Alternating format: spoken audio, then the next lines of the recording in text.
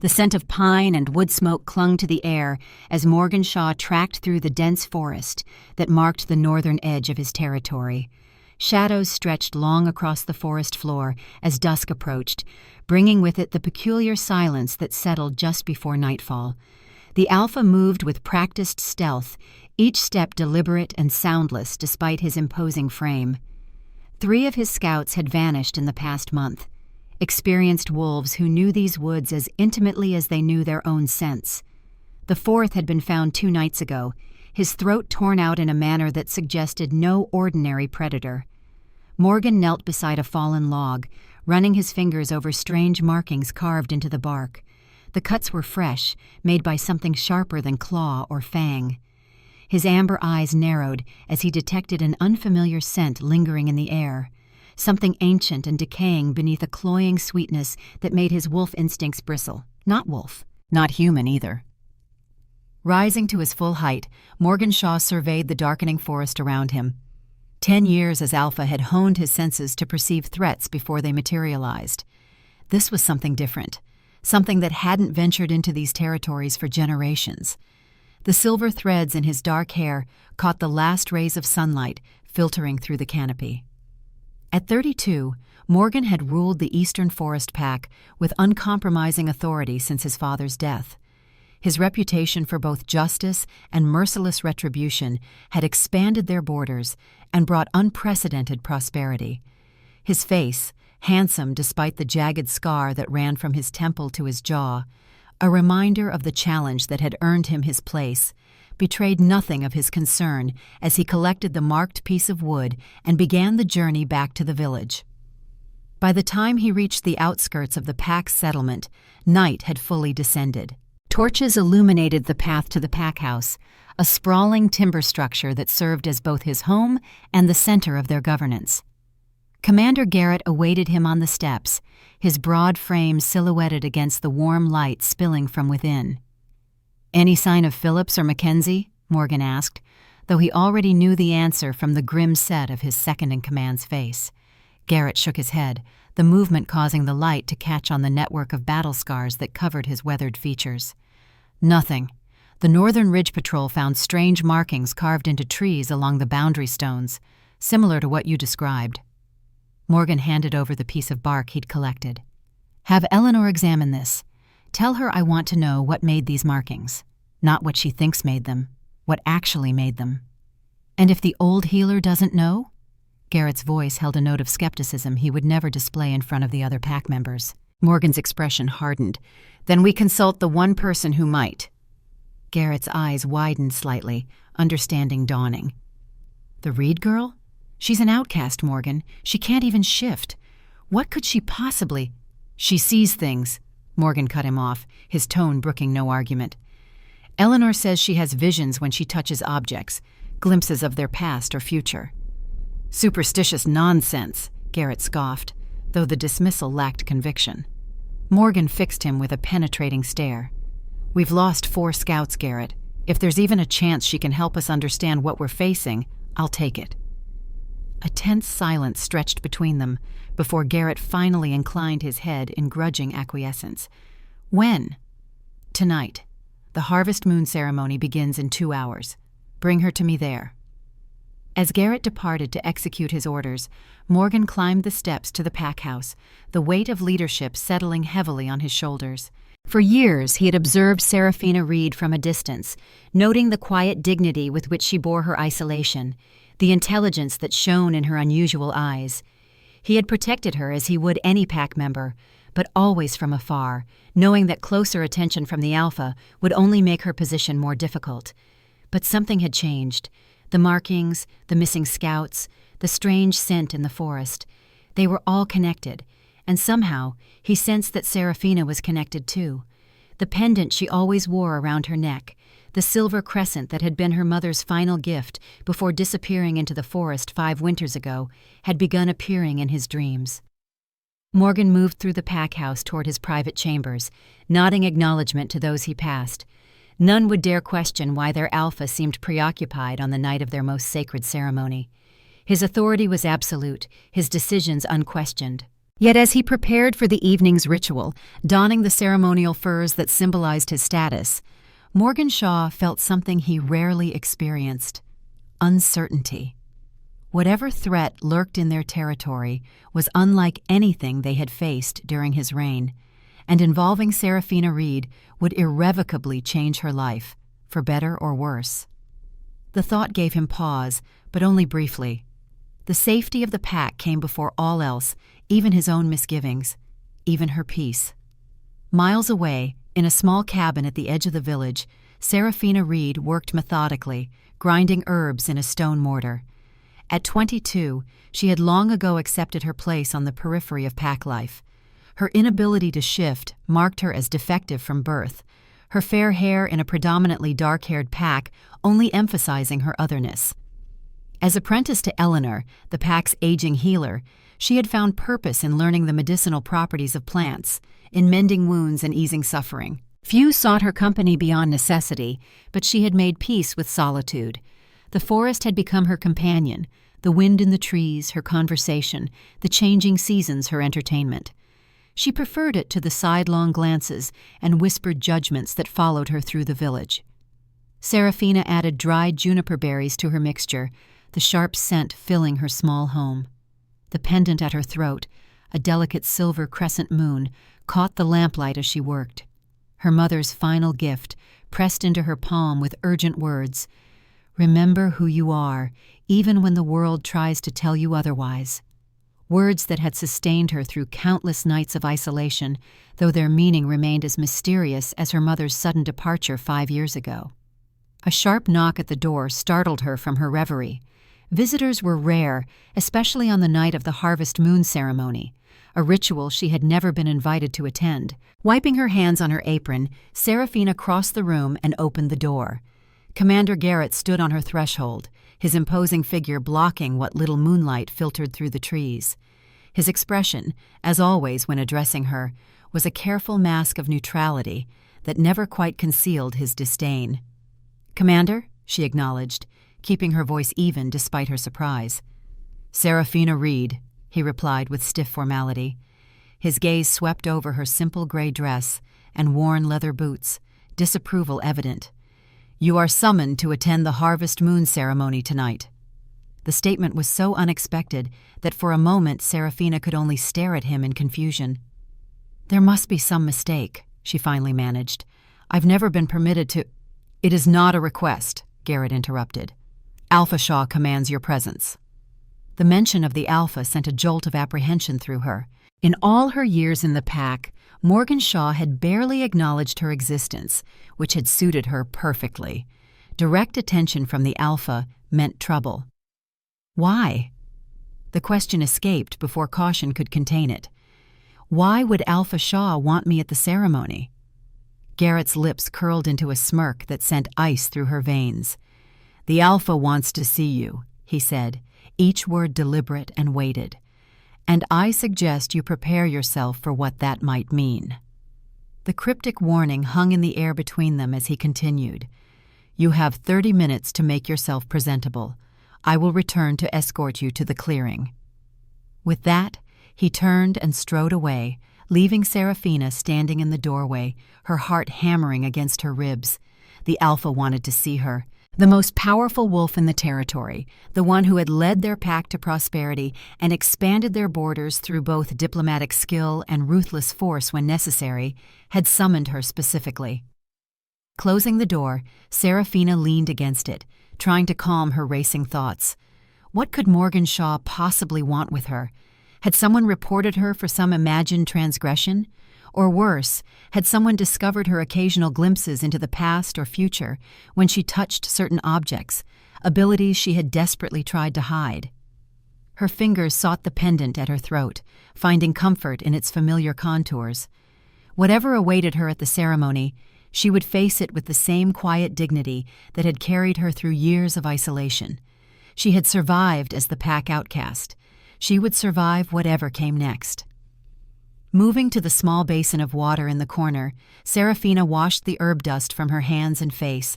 She had no fine clothes to wear, nothing befitting a sacred ceremony, but she could at least make herself clean. She unbraided her fair hair, letting it fall in waves down her back, then changed into her cleanest dress, still plain and gray, but without the stains of her daily work. As she secured her mother's pendant around her neck once more, letting it rest against her collarbone, she heard the distant beating of drums begin. The ceremony was starting, and for the first time in her 22 years, she would be part of it. When Garrett returned exactly 30 minutes later, Seraphina was ready. His eyes narrowed slightly as he took in her appearance, still woefully inadequate for such an occasion by pack standards, but the best she could offer. "Follow me," he ordered, turning without waiting for acknowledgement. As they walked through the village toward the ceremonial clearing, Seraphina felt the weight of curious stares.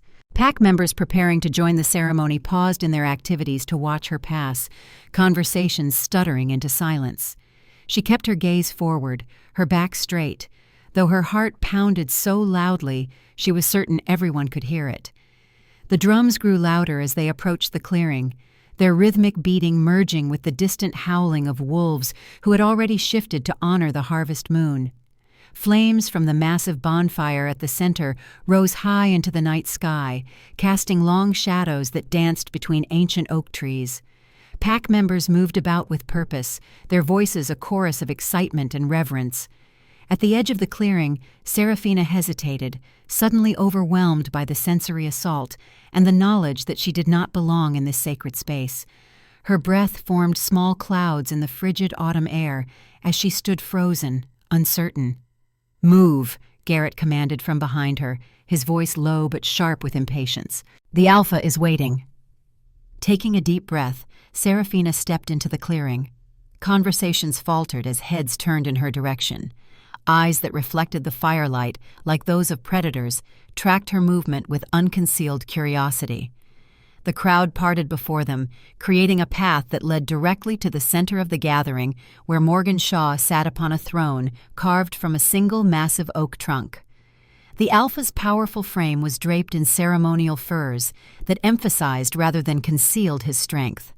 His dark hair, touched with silver at the temples, was pulled back from his face, highlighting the strong jaw and the scar that ran from temple to chin, a reminder of the battle that had won him his position a decade ago.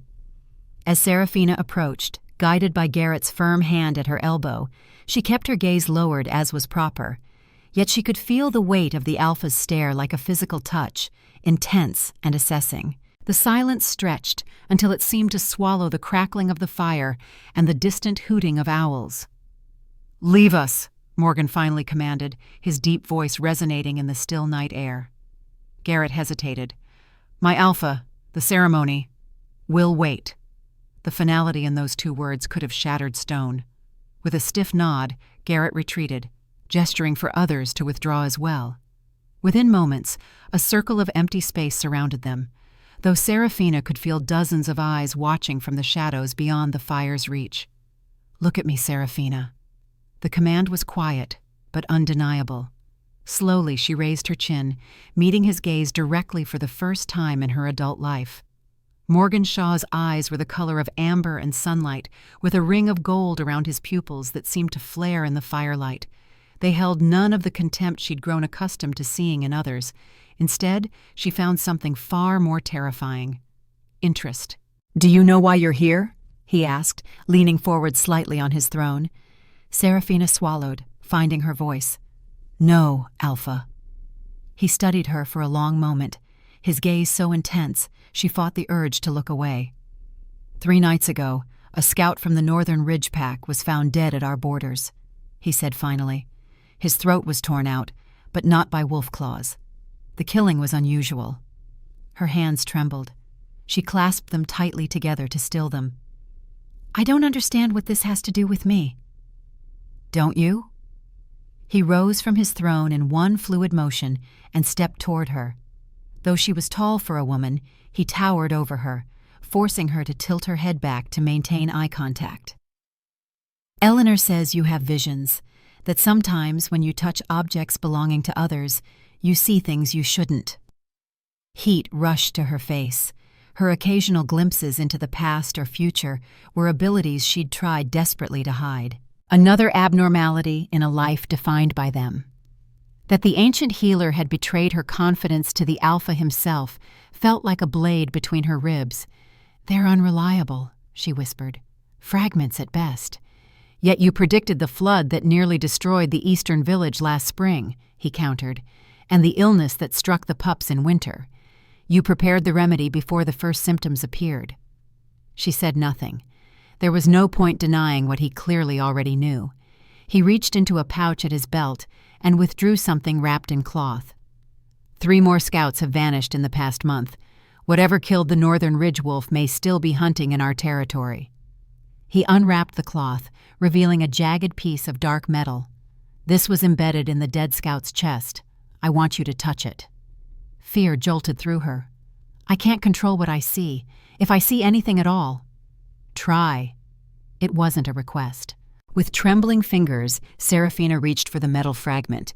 The moment her skin made contact, the world around her disappeared in a rush of darkness and blood. A figure moving through moonlight, too fast for human eyes to track. The scent of decay and something ancient. Eyes that glowed not with the amber of wolves, but with an unholy blue light. Teeth sharper than any wolf's tearing through flesh. A symbol carved into tree bark, a warning or a claim, and beneath it all, a hunger that could never be satisfied. She jerked away with a gasp, nearly stumbling backward. Morgan's hand shot out, gripping her arm to steady her. The contact sent another shock through her system, not a vision this time, but something equally disorienting. A warmth that spread from his touch and settled low in her belly. "What did you see?" he demanded, his voice urgent but quiet enough that those watching from a distance couldn't hear. "Not wolves," she managed, her voice barely audible. "Something else. Something older.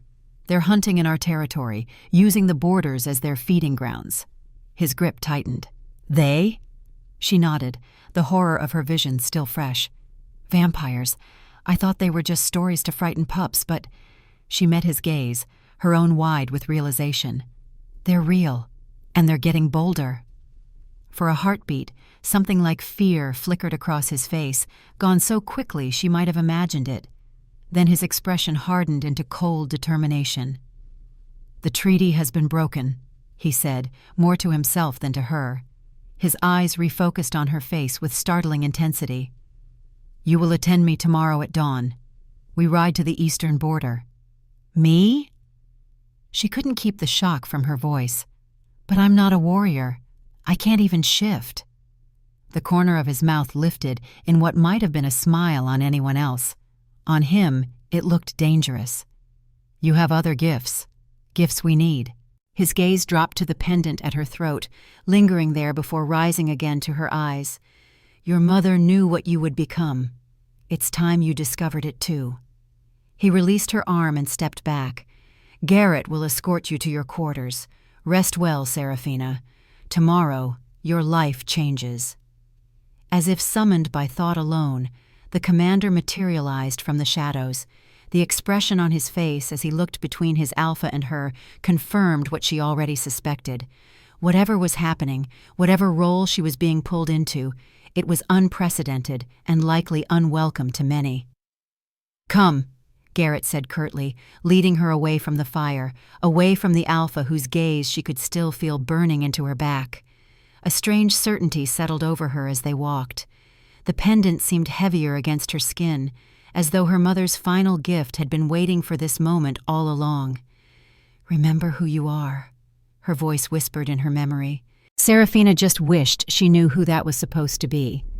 Sleep eluded Seraphina as she tossed restlessly in the unfamiliar bed. The quarters Garrett had escorted her to weren't her humble healer's apprentice cabin at the village edge, but a chamber within the pack house itself, a space reserved for those in the Alpha's inner circle or distinguished guests. The sudden elevation in her status felt precarious, like standing on thin ice over a frozen lake. Moonlight spilled through the window, casting silver patterns across the polished wooden floor. Outside, the harvest moon ceremony continued, the distant drums and occasional howls a reminder of the world she had never truly belonged to. Her fingers traced the pendant at her throat, seeking comfort in its familiar contours. What had Morgan meant about her mother knowing what she would become? What secrets had Elizabeth Reed taken with her into the forest that night 5 winters ago? When the first pale fingers of dawn crept through the window, Seraphina was already dressed and waiting, her few possessions packed in a worn leather satchel. She had no illusions about this journey. Whatever awaited at the eastern border would irrevocably alter the course of her existence. Whether that change would destroy her or forge her into something stronger remained to be seen. A soft knock at the door startled her from her thoughts. "Enter," she called, expecting Garrett, or perhaps a servant sent to fetch her. Instead, a young woman with auburn hair and kind eyes stepped into the room. Victoria, the pack's record keeper, and one of the few who had ever shown her kindness. "I thought you might need these," she said, placing a bundle of clothing on the bed. "Riding clothes, more suitable for a journey than what you have." Seraphina touched the soft leather and sturdy fabric with gratitude. "Thank you. But why?" "Not everyone sees you as cursed, Seraphina," Victoria interrupted, her voice gentle but firm. "Some of us have been waiting." "Waiting for what?" Victoria smiled enigmatically.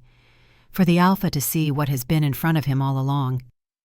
Before Seraphina could question her further, she added, "There are rumors spreading through the pack like wildfire, that you're being taken as his mate."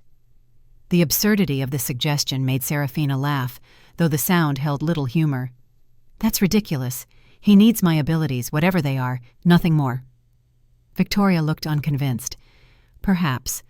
But Morgan Shaw has never shown interest in any female before, let alone commanded their presence at his side during a diplomatic mission."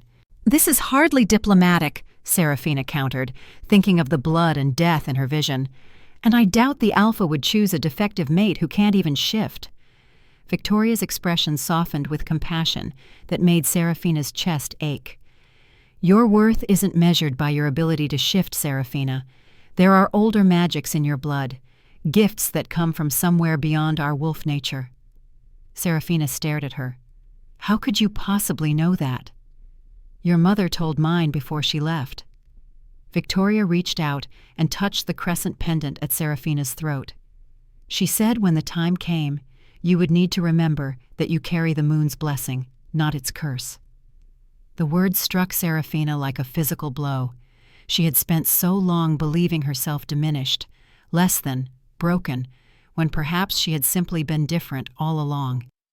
Before she could press Victoria for more information, heavy footsteps echoed in the corridor outside. "Ready yourself," Victoria whispered, squeezing her hand. "And remember, courage isn't about being fearless. It's about facing what terrifies you." She slipped out just as Garrett appeared at the doorway, his imposing figure blocking the morning light. His gaze fell to the riding clothes on the bed, then returned to her face with narrowed eyes. "The Alpha awaits," he said flatly. "You have 5 minutes." When he closed the door, Seraphina changed quickly into the riding clothes Victoria had brought. Dark trousers, a fitted tunic, and a hooded cloak lined with fur. All were of quality she had never worn before, and though clearly made for someone of similar height, they had been hastily altered to fit her more slender frame. She braided her fair hair and tucked the pendant safely beneath her tunic, its familiar weight against her skin offering small comfort. The courtyard bustled with activity when she emerged. A small contingent of warriors, the Alpha's elite guard, prepared horses and checked weapons. Among them, standing a head taller than the rest, Morgan Shaw cut an imposing figure in his riding leathers and fur-trimmed cloak. Unlike the ceremonial finery of the previous night, his current attire was made for battle, reinforced with subtle armor and adorned with symbols of his status and strength. Their eyes met across the distance, and something electric passed between them, causing her breath to catch. A moment later, his attention shifted to an approaching warrior, but the brief connection left her unsettled. "You'll ride with the Alpha," Garrett's voice came from behind her, making her jump. "Surely I can manage my own horse," she protested. The thought of being in such close proximity to Morgan for hours on end was both terrifying and something else she refused to examine. Garrett's lips thinned. "The pace will be grueling, and we can't afford delays. You'll ride with him." He leaned closer, lowering his voice. "Whatever game you're playing, little witch, I suggest caution. The Alpha's interest in you may be temporary, but the resentment of others could be permanent." His warning was hardly necessary. Seraphina was well acquainted with the Pack's resentment, having lived with it her entire life. "I didn't ask for this," she said quietly. Something like surprise flickered across his face before his expression hardened once more. "Few of us ask for our fate. We merely endure it." With that cryptic statement, he gripped her elbow and steered her toward the waiting party. As they approached, conversation died away. Eyes, some curious, others openly hostile, followed their progress across the courtyard. Seraphina kept her gaze fixed on the cobblestones beneath her feet, fighting the urge to shrink into herself as she had so often done in the past. "Seraphina." Morgan's deep voice sent a shiver down her spine. She looked up to find him standing before her, his massive black stallion pawing at the ground behind him. In the clear light of morning, she could better see the details of his face, the straight nose, the strong jaw darkened with stubble, the slight crinkles at the corners of his eyes that suggested he might once have smiled easily before the burden of leadership had settled on his shoulders. "Alpha," she managed, inclining her head in what she hoped was an appropriate show of respect. "You slept well?" he asked, though his tone suggested it was mere formality rather than genuine concern. "Yes, thank you." The lie came easily.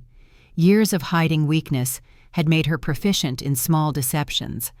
His eyes, those unsettlingly perceptive amber eyes, lingered on the shadows beneath hers, but he merely nodded.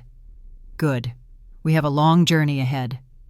He turned to his horse and mounted in one fluid motion, then extended his hand down to her. "Come." Aware of the many eyes watching, she placed her hand in his. His fingers closed around hers, warm and strong, and with seemingly effortless strength, he pulled her up to sit in front of him on the saddle. The intimacy of the position, her back against his chest, his arms encircling her to hold the reins, sent heat rushing to her face. "Hold tight," he murmured, his breath warm against her ear. Before she could respond, he urged the stallion forward, and they were moving through the gates and out into the forest beyond the village. The rest of the party fell in behind them, hooves thundering on the packed earth as they set a pace that seemed deliberately calculated to prevent conversation. For hours, they rode in silence, pushing deeper into territory Seraphina had never seen before. The forest grew denser, older, the trees towering monoliths that blocked out much of the sky. Occasionally, she caught glimpses of wildlife, a doe and her fawn startling away from their approach, a hawk circling overhead, a fox slipping silently between the underbrush. Each time, a pang of envy struck her. These creatures moved with a natural grace and purpose that she had always longed for in her human form, knowing she would never experience the freedom of a wolf. "You're tense," Morgan said suddenly, breaking the hours-long silence. "Relax. I won't let you fall." She hadn't realized how rigidly she was holding herself until he pointed it out. Consciously, she tried to loosen her muscles, but the awareness of his solid warmth behind her made it nearly impossible. "It's not the riding I'm concerned about," she admitted. "Then what?" She hesitated. Honesty with the Alpha was dangerous, yet something told her he would see through any lie she attempted. "Everything. This journey, why I'm here, what you expect from me." His arms tightened slightly around her as he guided the horse around a fallen log. "I expect you to use your gifts to help protect our pack," he said after a moment. "Beyond that, we shall see." The ambiguity of his answer did nothing to calm her nerves. "And if my gifts fail? If I can't see what you need me to see?" He was quiet for so long she thought he might not answer. When he finally spoke, his voice was low, meant for her ears alone, despite the distance between them and the rest of the party. "Then we face what comes together as best we can." The simple statement, devoid of threat or accusation, caught her off guard. She twisted slightly in the saddle to look up at his face, searching for any sign of deception. His expression remained impassive, but something in his eyes, a vulnerability perhaps, or a shared uncertainty, made her breath catch. For a moment, she saw not the fearsome Alpha, but a man carrying the weight of his pack's survival on his shoulders. A man who, despite his power, was reaching for whatever advantage he could find, even if that meant putting his faith in the pack's broken outcast. The moment shattered as Garrett rode up alongside them, his expression grim. "Scouts report unusual tracks ahead," he said without preamble, "similar to what we found near the dead northern ridge wolf." Morgan's face immediately hardened back into the mask of leadership Seraphina was familiar with. "How fresh?" "Hours, not days," Garrett replied. "They crossed our path heading east toward the border." "The boundary stones," Seraphina whispered, a fragment of her vision suddenly crystallizing in her mind. "That's where they'll be." Both men looked at her sharply. "What boundary stones?" Morgan demanded. She struggled to articulate what she had seen, impressions more than clear images. "Ancient markers at the edge of our territory where 3 pack lands meet. There's power there. Old magic." She pressed her fingers to her temples, trying to capture the fleeting insight. "They're using it for something." Garrett's expression darkened with suspicion, but Morgan's eyes never left her face. After a moment, he nodded. "The Triad Stones. They've stood for centuries, marking the convergence of our territory with the Eastern Valley and Northern Ridge packs." His gaze shifted to Garrett. "Alert the guards. We make camp 2 miles from the stones and approach on foot after nightfall." "On foot?" Garrett questioned. "If these are vampires, then they'll expect wolves, not humans," Morgan cut him off. "And they certainly won't expect her." His chin gestured toward Seraphina. Garrett's jaw tightened, but he inclined his head in acquiescence and fell back to relay the orders to the others. They rode in silence once more, but the quality of it had changed. Tension thrummed in the air, and Seraphina found herself straining her senses for any sign of danger among the deepening shadows of the forest. As the light began to fade, Morgan guided his stallion off the main path into a small clearing nestled between ancient oak trees. The rest of the party followed, dismounting and efficiently setting up a minimal camp. "Stay close," Morgan murmured, as he lifted her down from the horse, his hands lingering at her waist a heartbeat longer than necessary. "The night brings dangers, even for those under an alpha's protection." As twilight deepened into true darkness, Seraphina stood at the edge of the camp, watching as the warriors prepared for what might come. They moved with the practiced coordination of those who had faced danger together before, checking weapons, speaking in low voices, occasionally casting glances in her direction. She touched the pendant beneath her tunic, drawing comfort from its familiar shape. Whatever awaited them at the Triad Stones, she sensed it would reveal not just the nature of the threat to their pack, but something fundamental about herself that had remained hidden for 22 years. "Remember who you are," her mother's voice whispered in her memory once more. Tonight, perhaps, she would finally discover who that was meant to be. The forest at night was a different realm. Familiar shapes transformed into looming shadows, ordinary sounds amplified into eerie warnings.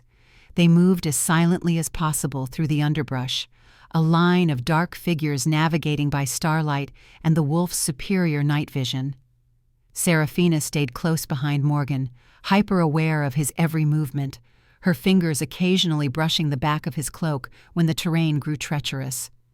Their party had divided, half remaining with the horses, the other half, including Morgan, Garrett, and herself, advancing toward the Triad Stones.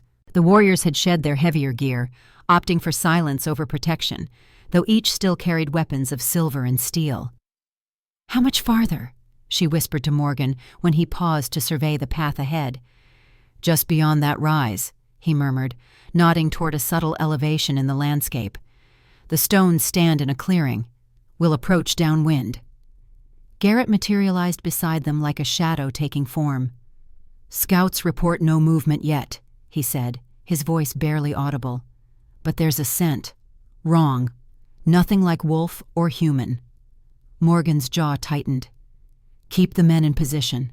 No one moves until I give the signal." His gaze shifted to Seraphina. "Stay at my side.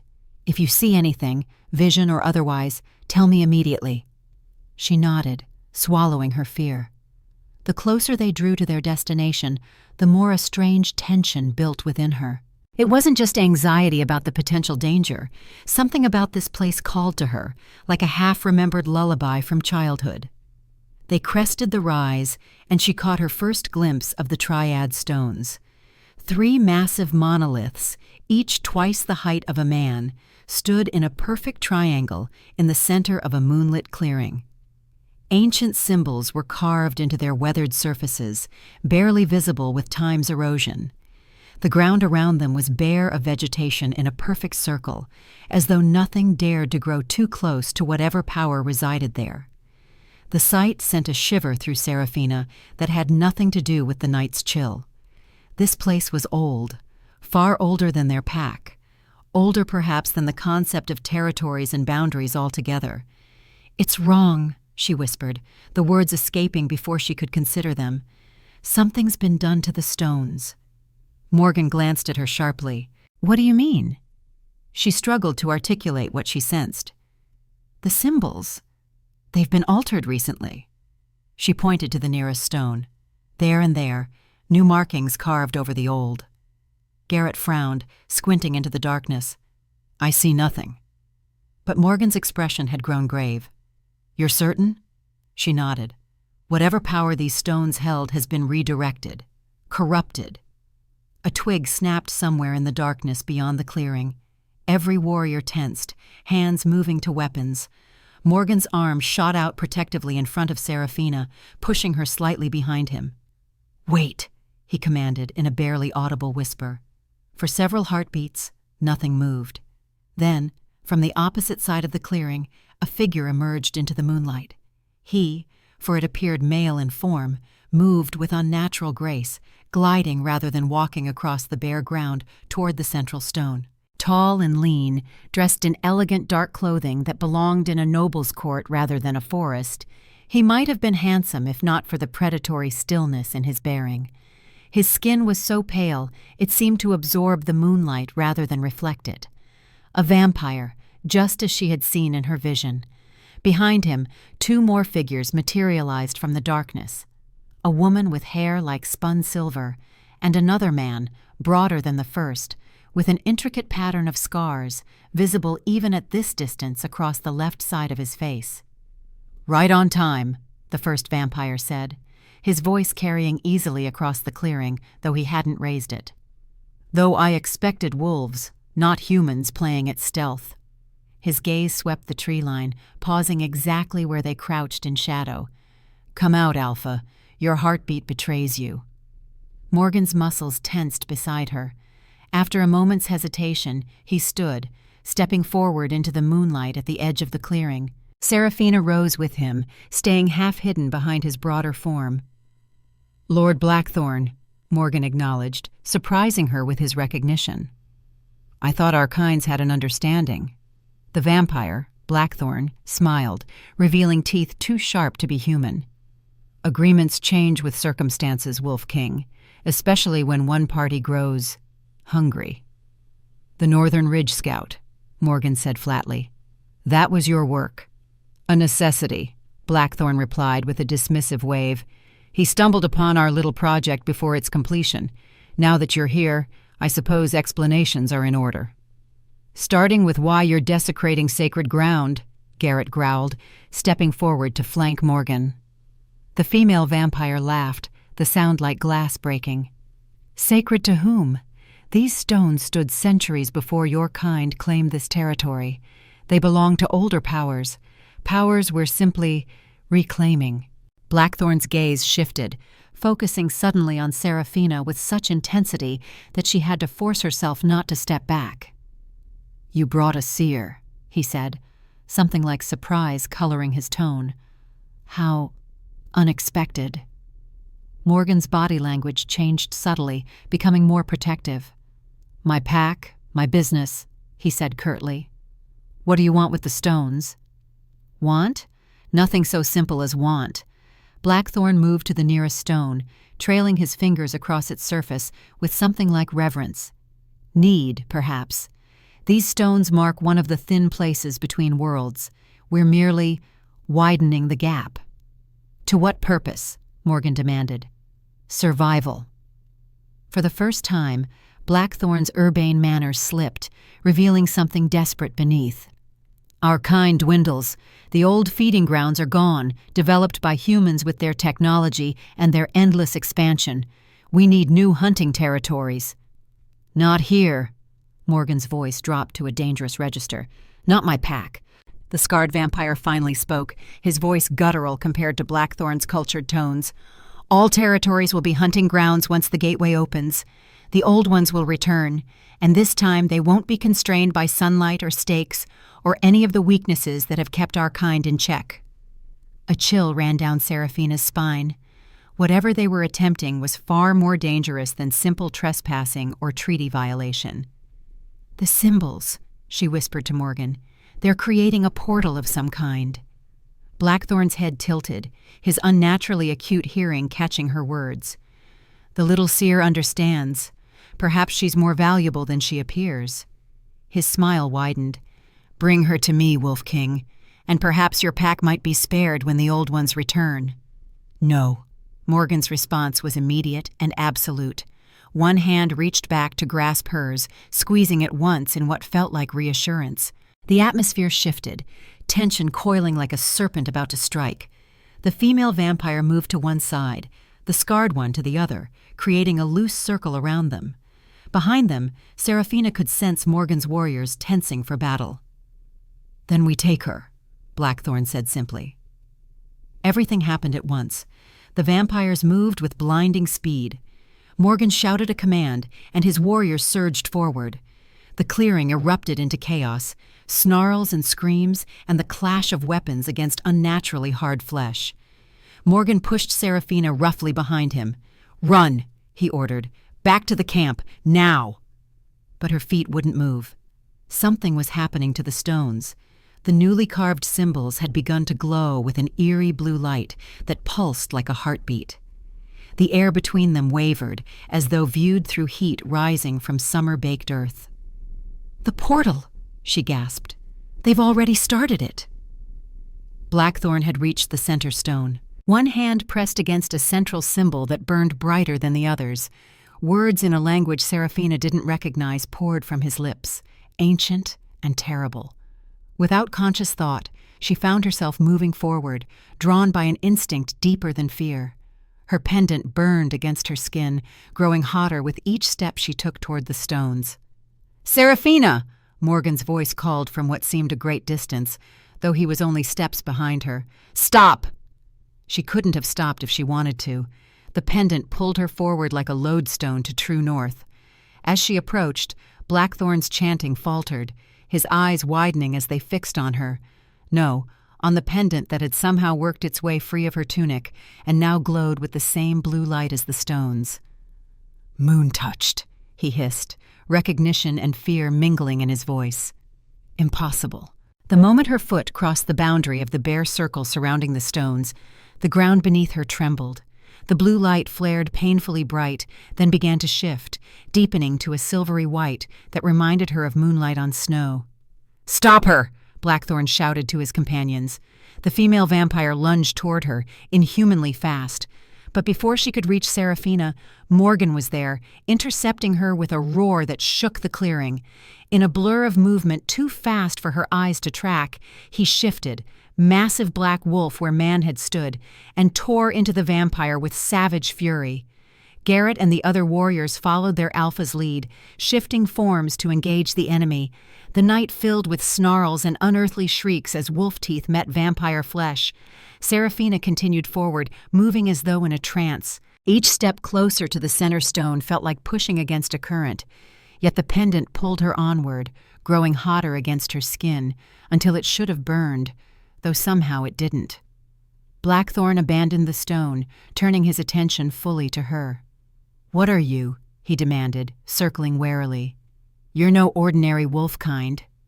"I don't know," she answered truthfully, her voice sounding strange to her own ears, stronger, more certain than she had ever heard it. The scarred vampire appeared suddenly beside Blackthorn, bleeding from multiple wounds, but still moving with lethal grace. "Master," he urged, "the gateway is destabilizing." Indeed, the air between the stones had begun to ripple violently, the blue light fighting against the spreading silver. Discordant whispers emanated from the wavering air, voices speaking in languages no human tongue had uttered for millennia. Blackthorn launched himself at her with supernatural speed. She should have died in that moment. Would have, if not for what happened next. The pendant at her throat exploded with brilliant white light. She felt something unfurl within her, something that had lain dormant her entire life, waiting for this precise moment to awaken. Power surged through her veins, electric and ancient and somehow familiar, like returning to a home she'd never known she had. Her hand rose of its own accord, palm facing outward toward the charging vampire. Words she didn't recognize spilled from her lips, yet she understood their meaning perfectly. A command for light to repel darkness, for balance to be restored. The force that burst from her palm was pure moonlight given physical form. It struck Blackthorn square in the chest, halting his advance as effectively as a solid wall. He screamed, a sound of equal parts rage and agony as silver light spread across his skin like frost across a window pane, crystallizing as it moved. The scarred vampire backed away, horror contorting his features. "What have you done?" he snarled at Blackthorn. "You said nothing of a lunar priestess. There are none left." "They were hunted to extinction centuries ago," Blackthorn hissed, still struggling against the advancing crystallization of his body. Seraphina stepped forward, drawn now to the center stone, not by the pendant's pull, but by instinct. Her hand, still glowing with that strange silver light, reached out to touch the corrupted symbol Blackthorn had activated. The moment her fingers made contact, visions exploded behind her eyes. Her mother standing in this very spot, pendant glowing against her throat. The last of her line, guardian of a power older than wolf-kind or vampire-kind. A power tied to the moon itself, to balance, to the thin places between worlds that must be protected, not exploited. Her choice to bear a child, Seraphina, within a wolf pack for protection. Her departure when signs of Seraphina's awakening power began to show, drawing danger away from her daughter until she was ready. And older memories, not her own, but inherited through blood and magic. Women with fair hair and moon-blessed power, standing as guardians at crossroads between realms for countless generations. Neither human, nor wolf, nor vampire, but something else entirely. Keepers of balance in a world constantly threatened by forces seeking to upset it. Seraphina gasped as the visions released her, stumbling back a step. The corrupted symbols beneath her touch had changed, reverting to their original form, ancient runes of protection and boundary, not gateway and invasion. The wavering air between the stones stabilized, the unnatural blue light fading entirely as silver-white illuminations spread across the monolith's surfaces. The whispers from beyond ceased, replaced by a single clear note that rang through the clearing like a bell. Blackthorn, now almost entirely crystallized, gave one final agonized scream before his form shattered into countless glittering fragments that dissolved into the night air. The scarred vampire turned to flee, but Morgan, massive black wolf form, bleeding from multiple wounds but still terrifyingly powerful, intercepted him at the edge of the clearing, powerful jaws closing around his throat in a killing blow. The female vampire was nowhere to be seen, either escaped or already destroyed by the pack warriors, who now stood in a protective circle around the clearing, some still in wolf form, others having shifted back to human. Silence fell. The frantic energy of battle gave way to an almost sacred stillness. As the stones continued to glow with gentle silver light, Seraphina stood at their center, power still humming through her veins, understanding finally blooming in her mind. She wasn't broken. She wasn't less than. She was simply something else entirely, something rare and necessary in a world of careful balances. Heavy footfalls approached from behind. She turned to see Morgan, shifted back to human form, walking toward her with an expression she couldn't interpret. Blood stained his skin from various wounds, yet he moved with purpose, his amber eyes never leaving hers. "You knew," she said quietly as he reached her. "You knew what I was." "I suspected," he corrected, stopping just short of touching her. When I found your mother's pendant among her abandoned possessions, I recognized the symbol from ancient pack records, but I couldn't be certain until tonight. Why didn't you tell me? His expression softened slightly. Would you have believed me? That you, who had spent a lifetime believing yourself deficient, were actually born to power older than the pack itself? She considered this and found truth in his words. She wouldn't have believed it, not without seeing it, feeling it, as she had tonight. What happens now? She asked, suddenly aware that every wolf in the clearing was watching them, Garrett chief among them, with an expression of stunned disbelief. Morgan's gaze traveled to the still glowing stones, then back to her face. Now, he said, his voice low but carrying in the still night air, we begin again, with truth, not assumption. He extended his hand to her, not a command this time, but an invitation. If you're willing. Seraphina looked at his outstretched hand, then at the pendant that had led her to this moment of revelation. The silver light had faded from her skin, but the power it had awakened remained, humming just beneath the surface, waiting to be understood and mastered. With a deep breath, she placed her hand in his. Dawn broke over the forest with gentle insistence, bathing the triad stones in pale golden light. The silver glow had faded with the night, but the stones remained transformed, cleansed of the vampire's corruption, and restored to their original purpose. The pack had made camp at the edge of the clearing, tending wounds and maintaining a vigilant watch through what remained of the night. Seraphina sat alone by one of the smaller fires, turning her mother's pendant over in her hands. It looked ordinary now, a simple crescent of silver on a chain, with no hint of the power it had channeled hours before. Yet she could still feel the echo of that power within her, like the lingering vibration of a bell long after it has been struck. You should eat something.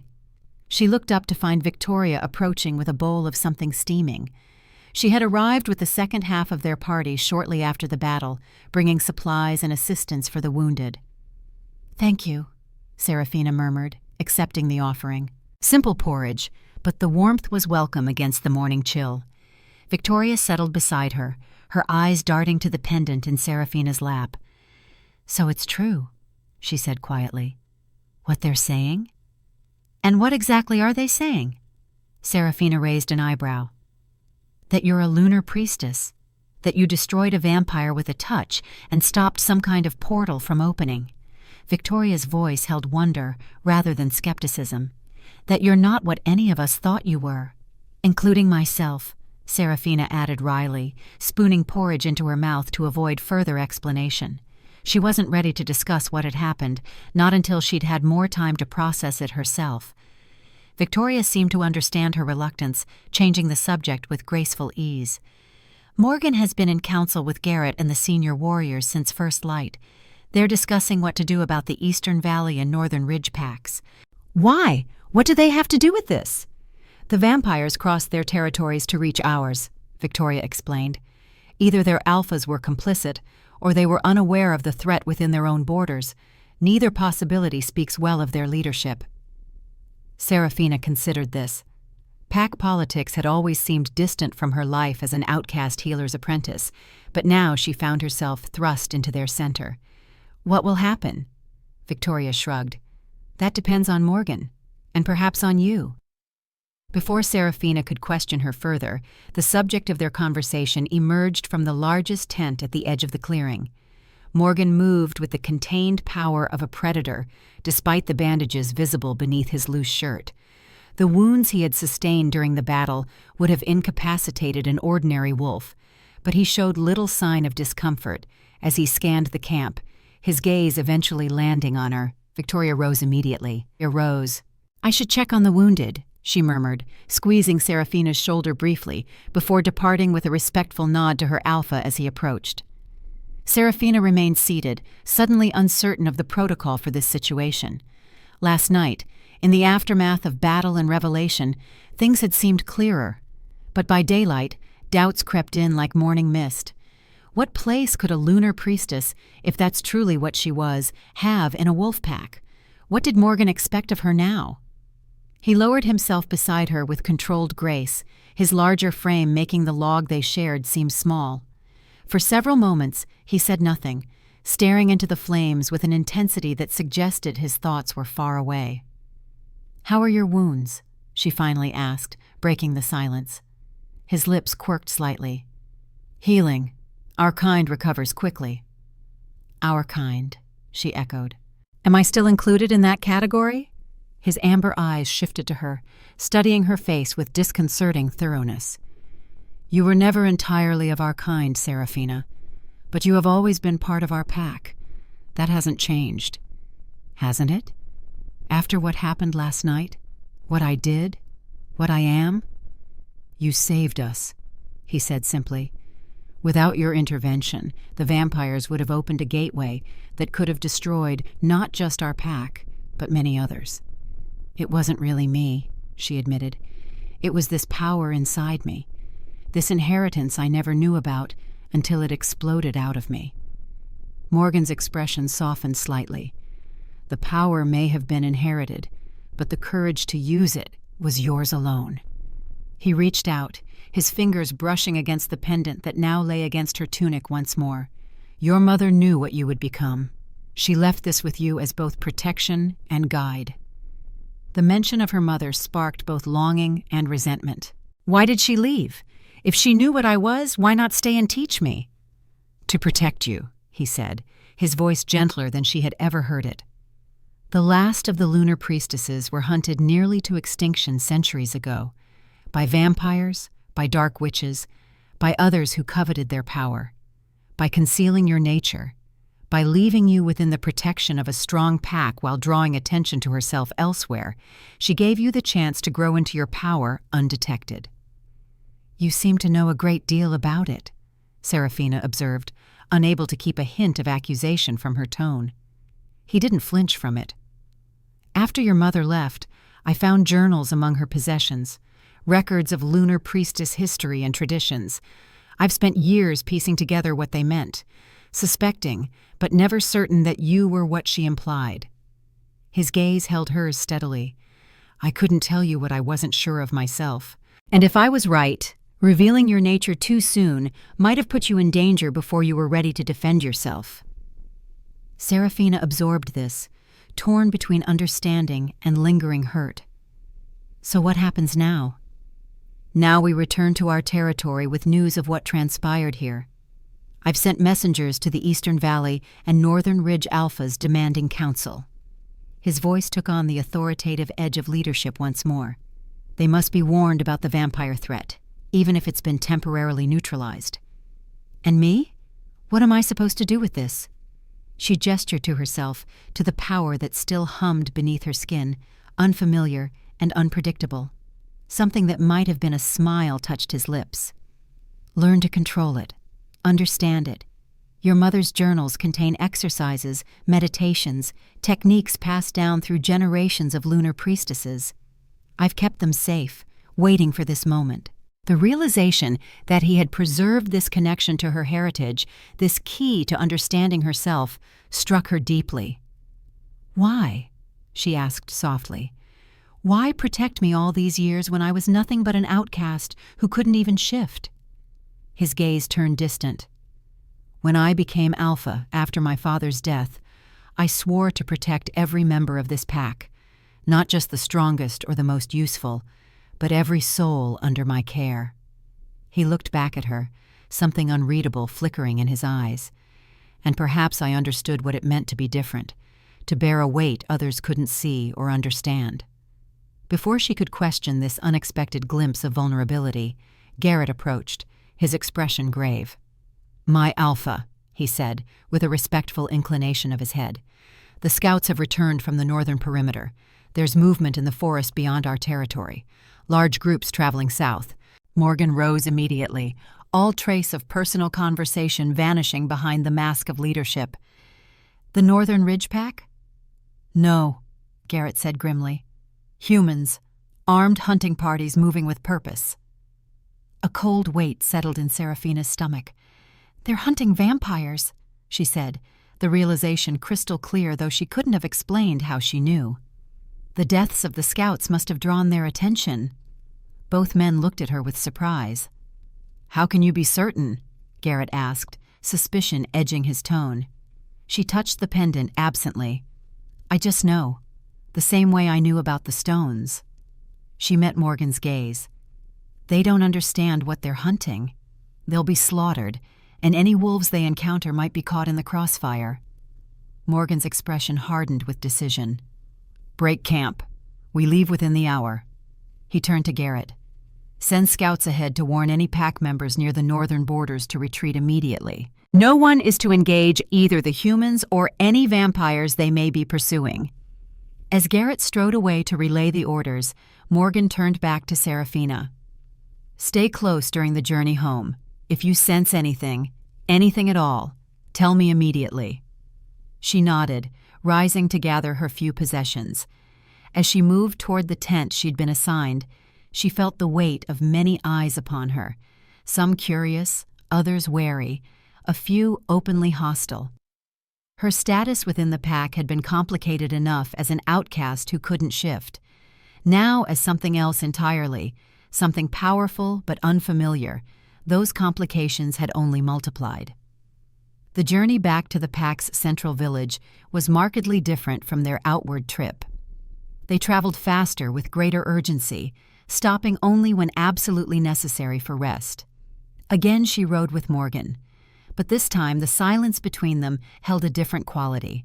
Not tense exactly, but heavy with unspoken questions and possibilities. They reached the village as the sun was setting on the second day. News of their return and rumors of what had transpired at the Triad Stones had clearly preceded them. The entire pack seemed to have gathered in the central square, their expressions ranging from relief to curiosity to outright suspicion. As their party rode in, Morgan dismounted first, then reached up to help Seraphina down. His hands at her waist lingered a moment longer than necessary, a steadying presence before they faced the sea of expectant faces. "My Alpha." Eleanor stepped forward from the crowd, her ancient face creased with concern. "Is it true about the girl?" Seraphina stiffened at being discussed as though she weren't present, but Morgan's hand at the small of her back kept her grounded. "Seraphina is a lunar priestess," he confirmed, his voice carrying across the gathered pack members. "She has awakened to her power and used it to save our territory from a vampire threat." A murmur rippled through the crowd, shock, disbelief, and something like awe mingling in the collective response. "But she can't shift," someone called out. "How can she be part of our pack if she isn't wolf?" "The lunar priestesses have been allies to wolfkind for millennia," Morgan responded, his tone brooking no argument. "Their bloodline is ancient and powerful. A different kind of strength, but strength nonetheless. Seraphina was born among us, raised among us, and has risked her life for us. She is pack." His unequivocal declaration silenced further questions, at least for the moment. With a few more words of reassurance to the gathered wolves, he dismissed them back to their duties, promising a full council meeting the following day to discuss the implications of what had transpired. As the crowd dispersed, Morgan turned to Seraphina. "You'll stay in the pack house tonight," he said. "Your old quarters are no longer suitable." "Because of what I am now?" she asked, unable to keep a hint of bitterness from her voice.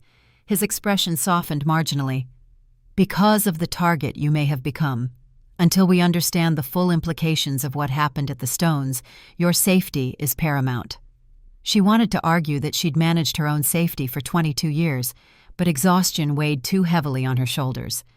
With a nod of acquiescence, she followed him toward the pack house, the large, stately building at the village center that housed the Alpha, his closest advisors, and distinguished guests. To her surprise, he led her not to the guest quarters she had occupied before their departure, but to a suite of rooms in the eastern wing of the house, closer to his own chambers. "These were your mother's rooms," he explained as he opened the door, revealing a spacious sitting area with doors leading to what appeared to be a bedroom and private bathing chamber beyond. "I thought you might find comfort in being surrounded by her things." Seraphina stepped inside, momentarily speechless. The space was beautiful, comfortable yet elegant, with large windows overlooking the forest beyond the village. Bookshelves lined one wall, filled with volumes whose spines spoke of herbalism, astronomy, ancient histories, and more esoteric subjects. "Her journals are there," Morgan said, pointing to a wooden chest beneath one window. "I had them brought here after we confirmed what you are. Everything she left behind is yours now." The gesture overwhelmed her. After years of existing on the margins of pack life in a humble hut with minimal possessions, to be given this connection to her mother, this acknowledgement of her heritage, was more than she had ever expected. "Thank you," she managed, her voice thick with emotion she couldn't quite name. He nodded, his amber eyes warm in the fading light. "Rest tonight. Tomorrow will bring challenges enough." As he turned to leave, she found herself reaching out, catching his wrist. He stilled immediately, his gaze dropping to where her fingers encircled his forearm. "Why did you really bring me on the journey to the stones?" she asked, the question that had burned within her since that first summons finally finding voice. "You could have simply asked me to touch the metal fragment to tell you what I saw. You didn't need me there." For a long moment, he said nothing, his expression unreadable. Then, very deliberately, he turned his hand until his fingers intertwined with hers. "Perhaps I needed to see for myself what you would become," he said finally, his voice low. "Perhaps I needed to be there when you discovered your true nature to ensure that you understood your place here." "With the pack?" His thumb brushed across her knuckles in a gesture so gentle it made her breath catch.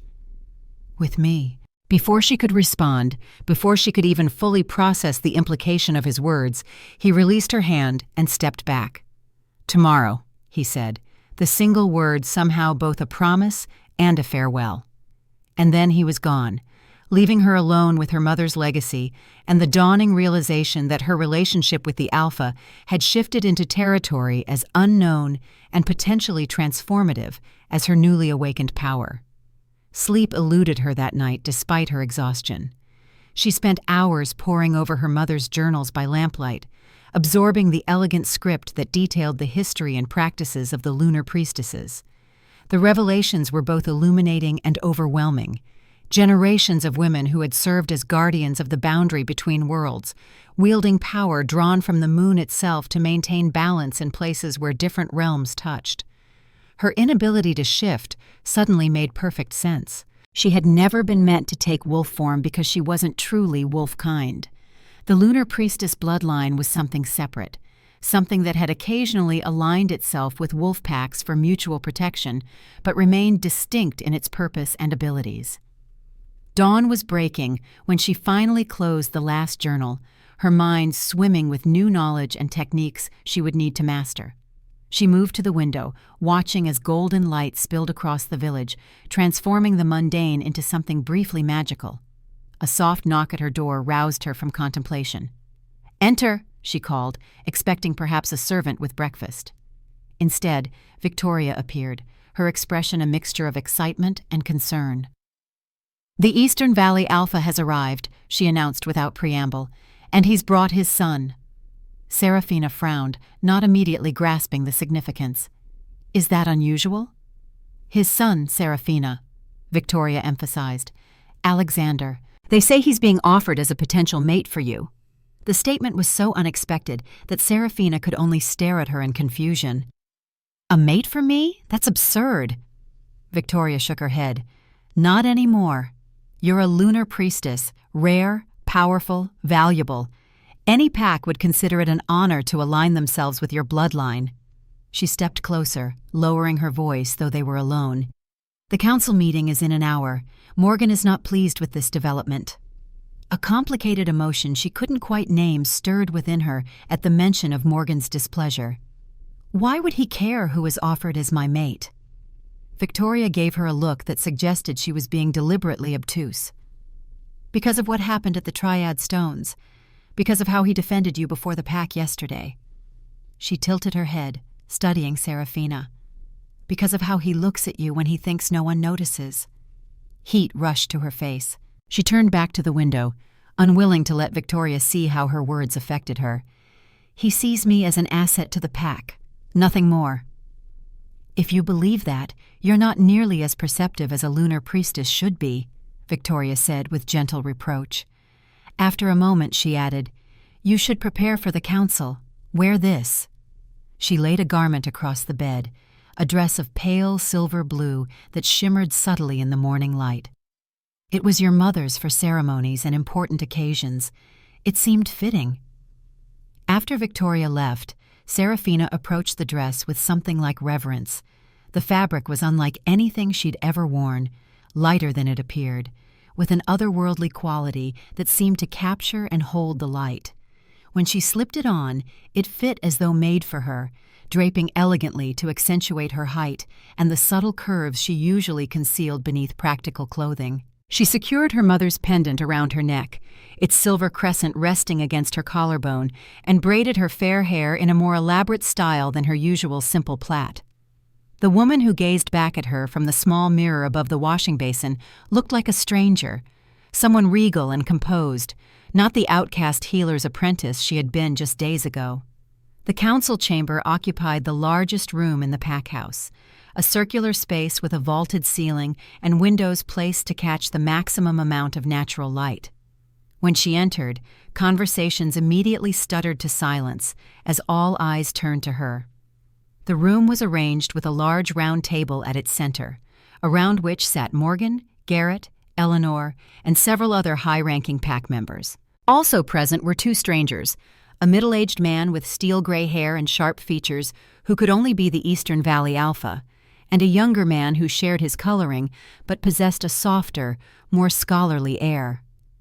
Morgan rose as she entered, his expression carefully neutral, though she detected a flicker of something warmer in his eyes as he took in her appearance.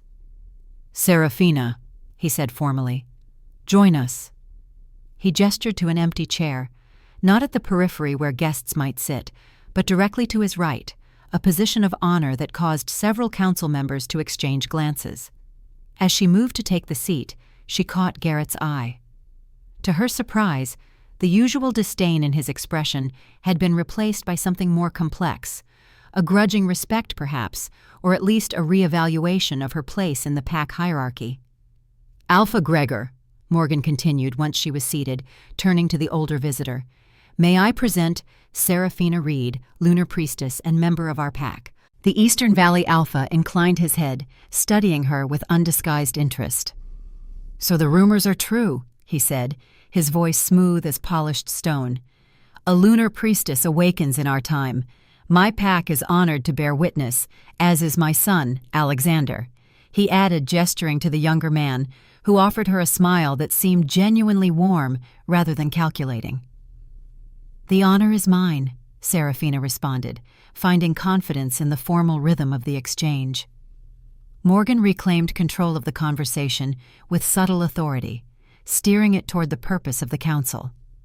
"We have confirmed that vampires attempted to corrupt the Triad Stones to open a gateway between realms. The immediate threat has been neutralized, but questions remain about how they crossed pack territories undetected." Alpha Gregor bristled slightly. "If you're suggesting negligence on my part—" "I suggest nothing," Morgan interrupted smoothly. "I seek understanding of how 3 vampires traversed your lands without raising alarm." "The same way they likely crossed yours before reaching the stones," Gregor countered, "with stealth and supernatural abilities that can evade even wolf senses." His gaze shifted to Seraphina. "Had we possessed a lunar priestess in our pack, perhaps we might have detected them sooner." The implication hung in the air, causing Morgan's jaw to tighten almost imperceptibly. "Which brings me to the purpose of our visit," Gregor continued. "In the interest of strengthening the alliance between our packs and ensuring both territories are better protected against future threats, I propose a union between my son Alexander and your lunar priestess." Though Victoria had warned her this was coming, hearing it stated so directly in formal council sent a jolt through her. Seraphina kept her expression neutral with effort, aware of the many eyes watching for her reaction. "Seraphina is not a bargaining chip to be offered in alliance negotiations," Morgan said, his tone deceptively mild, though she could sense the tension beneath it. "She is a valued member of this pack, with the right to determine her own future." "Of course," Gregor agreed smoothly. I merely suggest she consider the advantages of such a union. My son is accomplished, respected, and would make an excellent partner for one with such unique abilities." Alexander shifted uncomfortably at being discussed in such terms, shooting her an apologetic glance.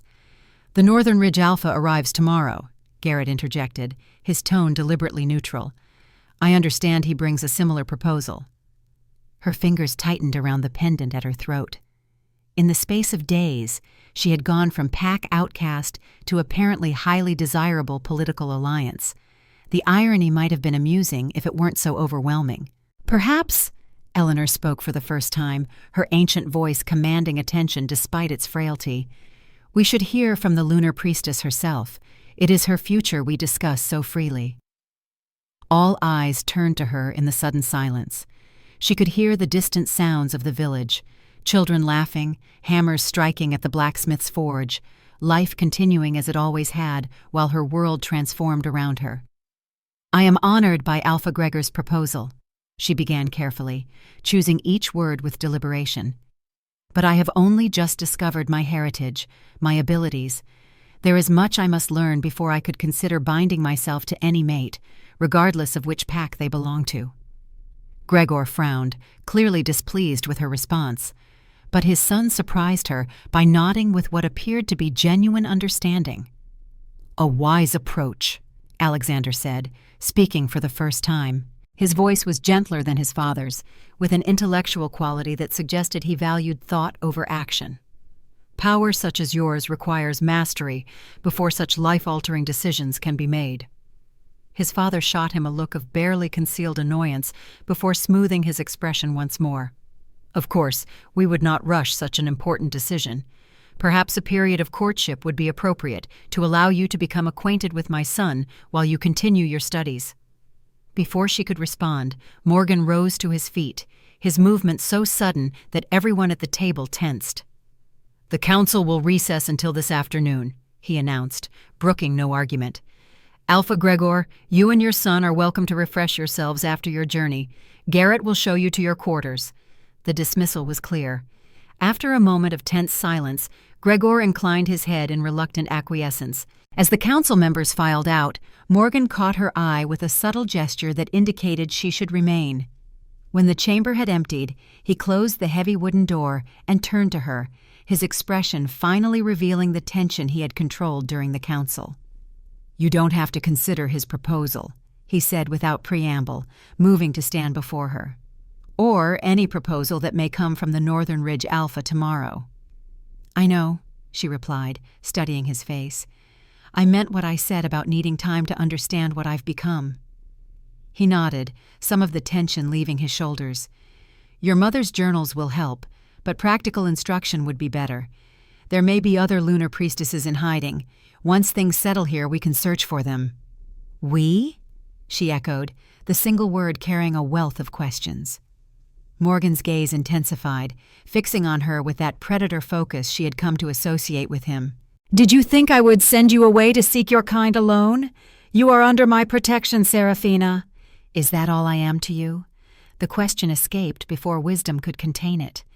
"Someone to protect, like any other pack member?" He stepped closer, close enough that she had to tilt her head back to maintain eye contact. "You know it isn't." "Then tell me," she challenged, newfound confidence surging through her. "Tell me what I am to the Alpha."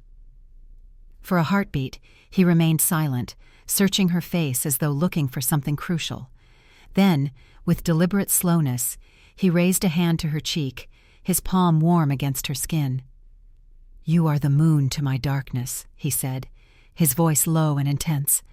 "The light that balances the predator, the power that complements my own." Her breath caught at the raw honesty in his words, in his eyes. "Why did you never speak of this before?" she whispered. "What could I have offered an outcast healer's apprentice who already suffered enough scrutiny?" he asked, a hint of old pain shadowing his expression. "More attention from a position that would only make your life more difficult? And later, when I suspected what you truly were, I needed to be certain before I revealed my feelings. And now? Now I find myself in the position of fighting other alphas for your attention." he said, with a flash of that predatory intensity. "Something I never anticipated." She couldn't help but smile at the irony. The alpha, jealous of a scholarly wolf from another pack. "Not jealous," he corrected, his hand sliding from her cheek to the nape of her neck in a touch that sent warmth cascading down her spine. Territorial, perhaps. Protective, certainly, but mostly determined. "To claim me as your mate?" she asked boldly, needing the clarity of direct words. His amber eyes darkened. "To earn the right to stand at your side. Not as your protector or your alpha, but as your equal, your partner."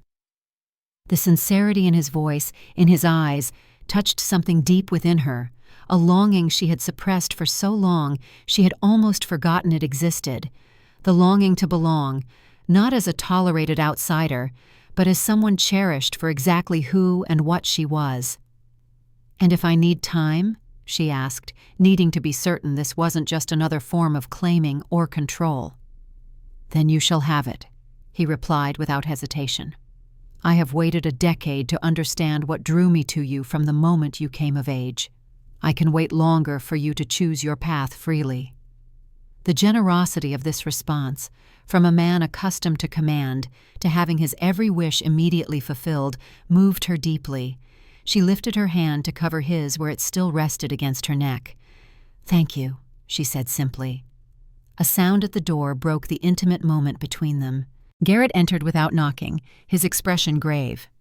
"My alpha," he said, then paused as he took in their proximity. For once, his customary disapproval was absent. "Forgive the interruption, but scouts report multiple vampires moving through the northern forests, and human hunters close behind them." Morgan dropped his hand from her neck, but remained close. "How many?" "At least 5 vampires, perhaps more. A dozen hunters." "They're fleeing," Seraphina said with sudden certainty, the knowledge rising from that place of intuition she was only beginning to understand. The destruction of their attempt at the Triad Stones has sent them into a panic.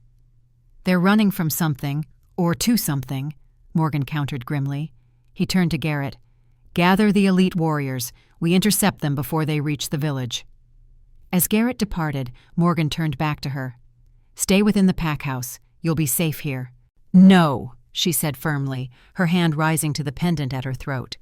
"If these vampires are connected to what happened at the stones, my abilities may be needed. I'm coming with you." He looked ready to argue, then studied her expression and apparently thought better of it. "Very well. But you stay behind our defensive line at all times. You are not to engage directly unless absolutely necessary." Within the hour, a group of 20 elite warriors led by Morgan and Garrett departed the village. Seraphina rode once more with Morgan, but this time she felt like a participant in the mission rather than a passenger. The knowledge gleaned from her mother's journals gave her a clearer sense of her capabilities, even if she hadn't yet had time to practice them deliberately. They intercepted the fleeing vampires at a narrow ravine several miles north of the village. The creatures moved with unnatural speed, but the advantage of their scouts had allowed them to position themselves in their path. As they took up position along the ridgeline, Seraphina could see them below, 5 pale figures moving like shadows beneath the canopy of trees. "They've sensed us," Garrett muttered, as the vampires suddenly halted, faces turning upward toward their position. "Good," Morgan replied grimly. "Let them come to us." The confrontation happened with bewildering speed. One moment the vampires were at the bottom of the ravine. The next, they were surging up the slope toward them with inhuman velocity. The wolf warriors shifted forms in a synchronized wave of transformation that never ceased to awe Seraphina.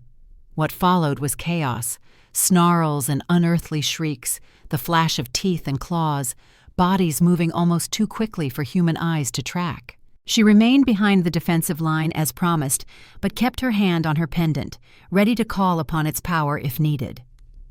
The battle seemed evenly matched at first, but then more pale figures appeared from the trees, reinforcements for the vampires that their scouts had somehow missed. The newcomers attacked from the flank, catching several warriors unprepared. Seraphina saw Morgan, massive black wolf form unmistakable even in the confusion of combat, surrounded by 3 vampires who coordinated their attacks with lethal precision. Though he fought with incredible strength and skill, even an alpha had limitations. Without conscious thought, she stepped forward, the pendant at her throat beginning to glow with that same silver light she had channeled at the Triad stones. Words in an ancient language she somehow understood rose to her lips, a summoning of moonlight, even in daylight, of balance against chaos, of protection against harm. Power surged through her, more controlled this time as she directed it with deliberate intent. Silver light extended from her outstretched hands, forming a shimmering barrier between Morgan and his attackers. The vampires recoiled from it as though burned, giving him the moment he needed to regain advantage. With renewed strength, he tore into the nearest vampire, powerful jaws closing on its throat. The others retreated a step, reassessing their strategy now that she had revealed her capabilities. The battle's momentum shifted. Protected by her barriers and emboldened by the tangible evidence of her power, the wolf warriors pressed their advantage. Vampires fell one by one, their bodies crystallizing as they had at the Triad stones before dissolving into nothingness. Victory seemed certain until a piercing whistle cut through the din of battle. The remaining vampires immediately disengaged, retreating with supernatural speed to regroup around a new figure who had appeared at the edge of the ravine. A tall woman with hair like spun gold and eyes that glowed an unnatural blue even at this distance. "Lunar priestess," she called, her voice carrying easily across the distance between them. "We need not be enemies." The wolf warriors maintained defensive positions, awaiting Morgan's command. He had shifted back to human form, standing protectively near Seraphina, though careful not to interfere with the silver light still emanating from her hands. "Your kind tried to corrupt the Triad stones," Seraphina replied, her voice steadier than she felt. "You killed innocent wolves and sought to open a gateway that would have brought destruction to these lands." "Desperation drives us to extremes," the vampire woman responded. "Our kind dwindles while humans multiply and encroach upon our ancient hunting grounds. We sought a solution, nothing more." "At the expense of every other species that inhabits these lands," Morgan said, his voice hard with controlled anger. "Your solution would have upset the balance between realms that has existed for millennia." The vampire woman's gaze shifted to him, cold assessment in her inhuman eyes. "Says the wolf who would claim a lunar priestess as mate to increase his own power." Seraphina felt, rather than saw, Morgan tense beside her. "I have claimed nothing," he said evenly. "Seraphina chooses her own path." Something like surprise flickered across the vampire's face before her expression smoothed once more. "Perhaps you are not what we assumed, Wolf King." Her attention returned to Seraphina. "The old agreements between our kinds can be renewed, priestess. We need not remain enemies when a common threat approaches." "What common threat?" Seraphina asked, the silver light dimming slightly as curiosity tempered her defensive stance. "Listen," the vampire said simply. In the sudden silence, a new sound became apparent, the crashing of multiple bodies through undergrowth, the distinctive metal clink of weapons, voices calling to each other in pursuit. "The human hunters are closing in," the vampire woman said. "To them, any supernatural creature is a monster to be destroyed. They do not distinguish between vampire, wolf, or lunar priestess." "You led them here," Garrett accused, having shifted back to human form to join the conversation. She inclined her head in acknowledgement. "Not by design, but yes, they have tracked us for days. Now they will find you as well." The implications were clear. If the hunters discovered wolfkind in these forests, the entire pack would be at risk. Centuries of careful secrecy could be undone in a single bloody encounter. Morgan's expression hardened with decision. "A temporary truce," he said to the vampire leader, "until the human threat is addressed. Then you and your kind leave our territory and never return." She considered this, then nodded. "Agreed. On the condition that the lunar priestess assists in creating a misdirection to lead the hunters away from both our kinds." All eyes turned to Seraphina.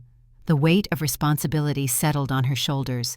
not just for the pack that had raised her, but for the delicate balance between supernatural beings and humans that had persisted for generations. "I will help," she said after a moment's consideration. "But you must swear to never again attempt to corrupt the thin places between realms. The triad stones and places like them must remain as they were intended, boundaries, not gateways." The vampire woman held her gaze, ancient cunning in her eyes. "By the old magic, I so swear."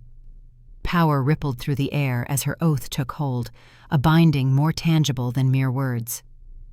"I am Lady Ravenna," the vampire added, a formal introduction now that their truce was established. "The last of the Elder Council." "Seraphina Reed," she responded. Though the introduction felt redundant, the vampire clearly already knew who she was. "Last of the lunar priestesses." Ravenna's eyes narrowed slightly. "Perhaps not the last, but certainly the most powerful I have encountered in centuries."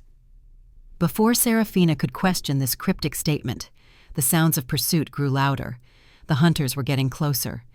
"We must act quickly," Morgan said, all business now that the alliance was formed. "What do you propose?" Seraphina closed her eyes briefly, accessing the knowledge that had awakened within her at the triad stones. "I can create an illusion. False tracks leading away from here, toward the eastern mountains, where the caves will confuse their scent trails. But I need something of theirs, something that carries their intention." Ravenna gestured, and one of her followers stepped forward, holding a silver bolt, the kind fired from a crossbow. "This was removed from Grayson's shoulder before we fled their last attack," she explained. Seraphina took the bolt, careful not to touch the silver directly, which could be harmful to both wolves and vampires. The moment her fingers closed around it, she caught glimpses of its wielder, a hard-faced man with cold eyes, driven by fear and hatred disguised as righteousness, the leader of the hunting party. "This will work," she confirmed, the silver light around her hands shifting to encompass the bolt. "But I need to move to higher ground, and I'll need protection while I work the magic. I'll be vulnerable." "You'll have it," Morgan promised without hesitation. They made their way to a prominence overlooking the ravine, Seraphina flanked by Morgan and Garrett, while Ravenna and two of her vampires followed at a respectful distance.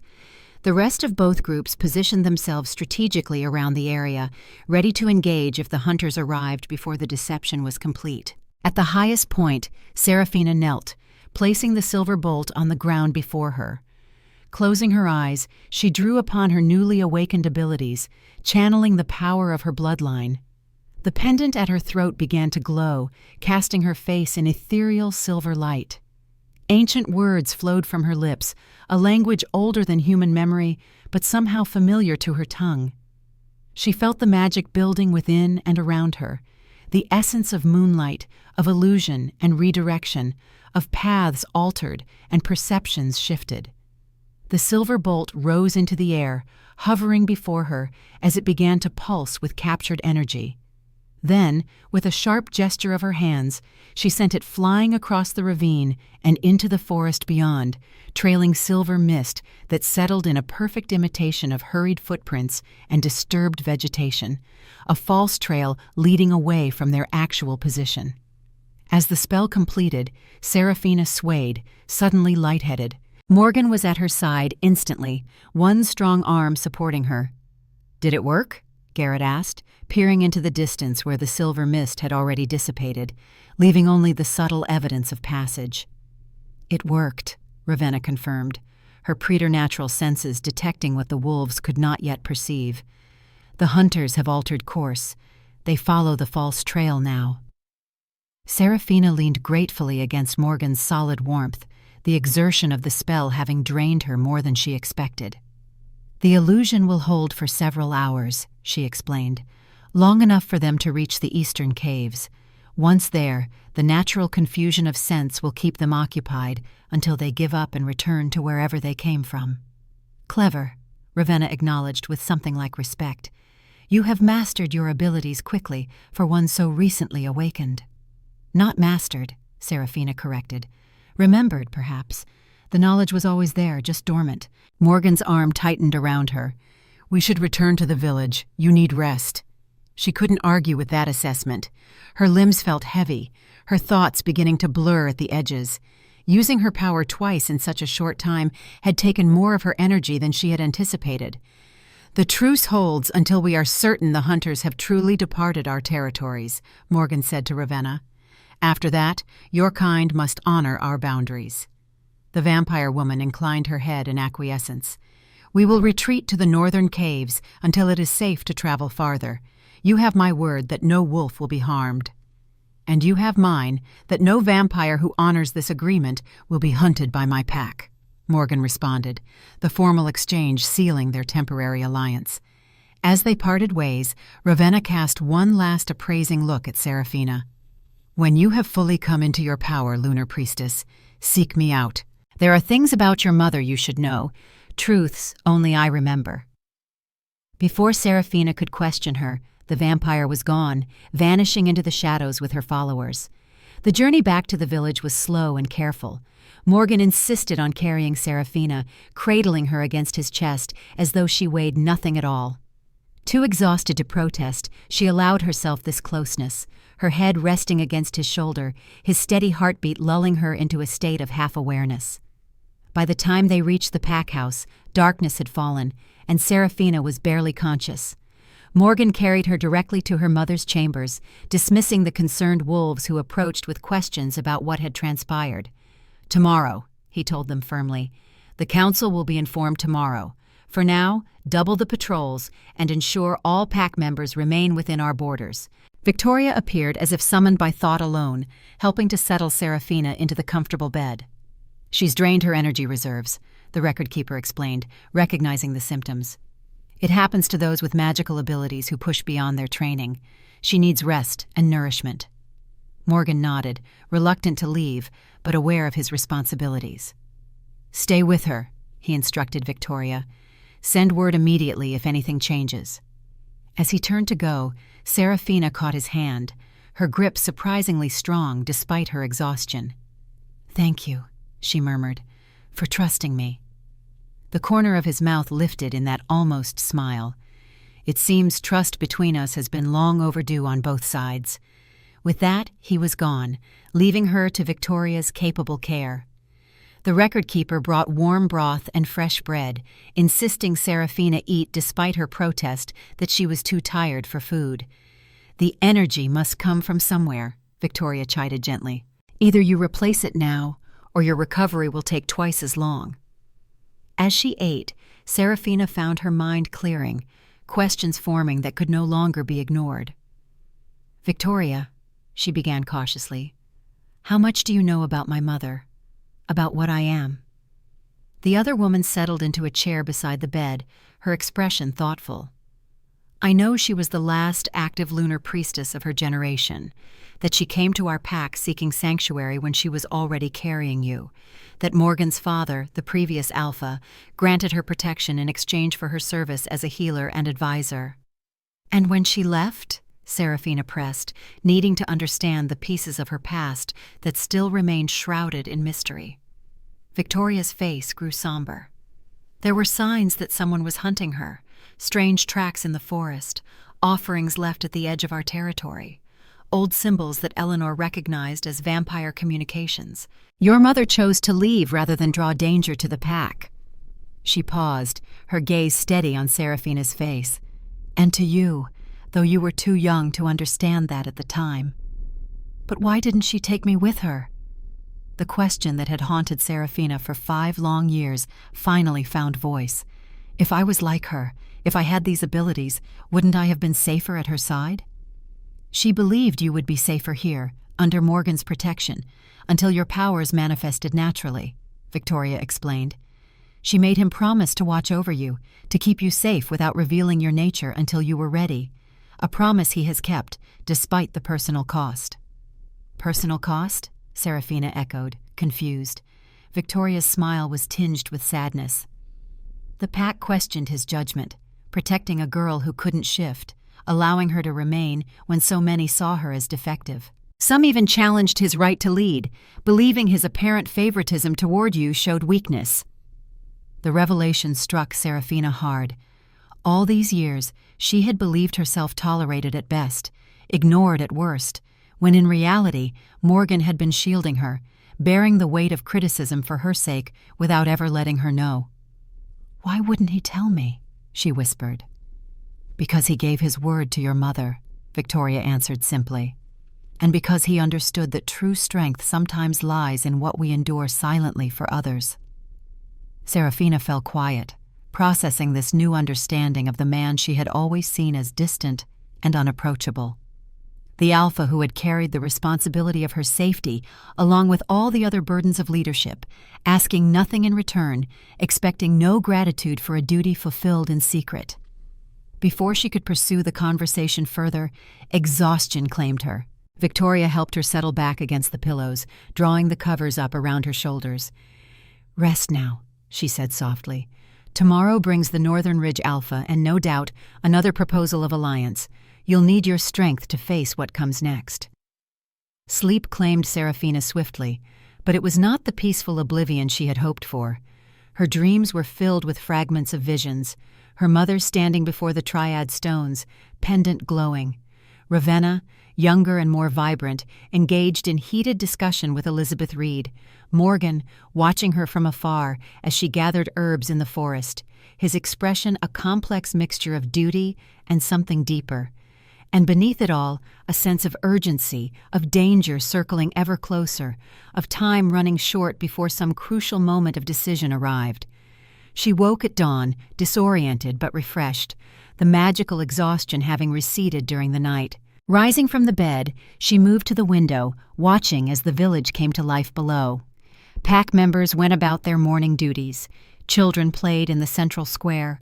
Warriors departed for patrol, the ordinary rhythms of a life that now seemed to belong to someone else. A knock at the door interrupted her reflections. "Enter," she called, expecting Victoria. Instead, Morgan stood on the threshold, his powerful frame filling the doorway. He looked as though he hadn't slept, the shadows beneath his eyes testament to a night spent in vigilance rather than rest. "The Northern Ridge Alpha has arrived," he said without preamble. "His son accompanies him." Seraphina nodded, unsurprised after Victoria's warning. "Another proposal of alliance, I presume?" "Yes," Morgan confirmed, his expression giving nothing away. "But there's more. The Northern Ridge Pack brings news of increased hunter activity across all territories. They're organizing, becoming more strategic in their attacks on supernatural beings." "The Purification Society," Seraphina said, the knowledge rising from somewhere deep within her, another fragment of inherited memory.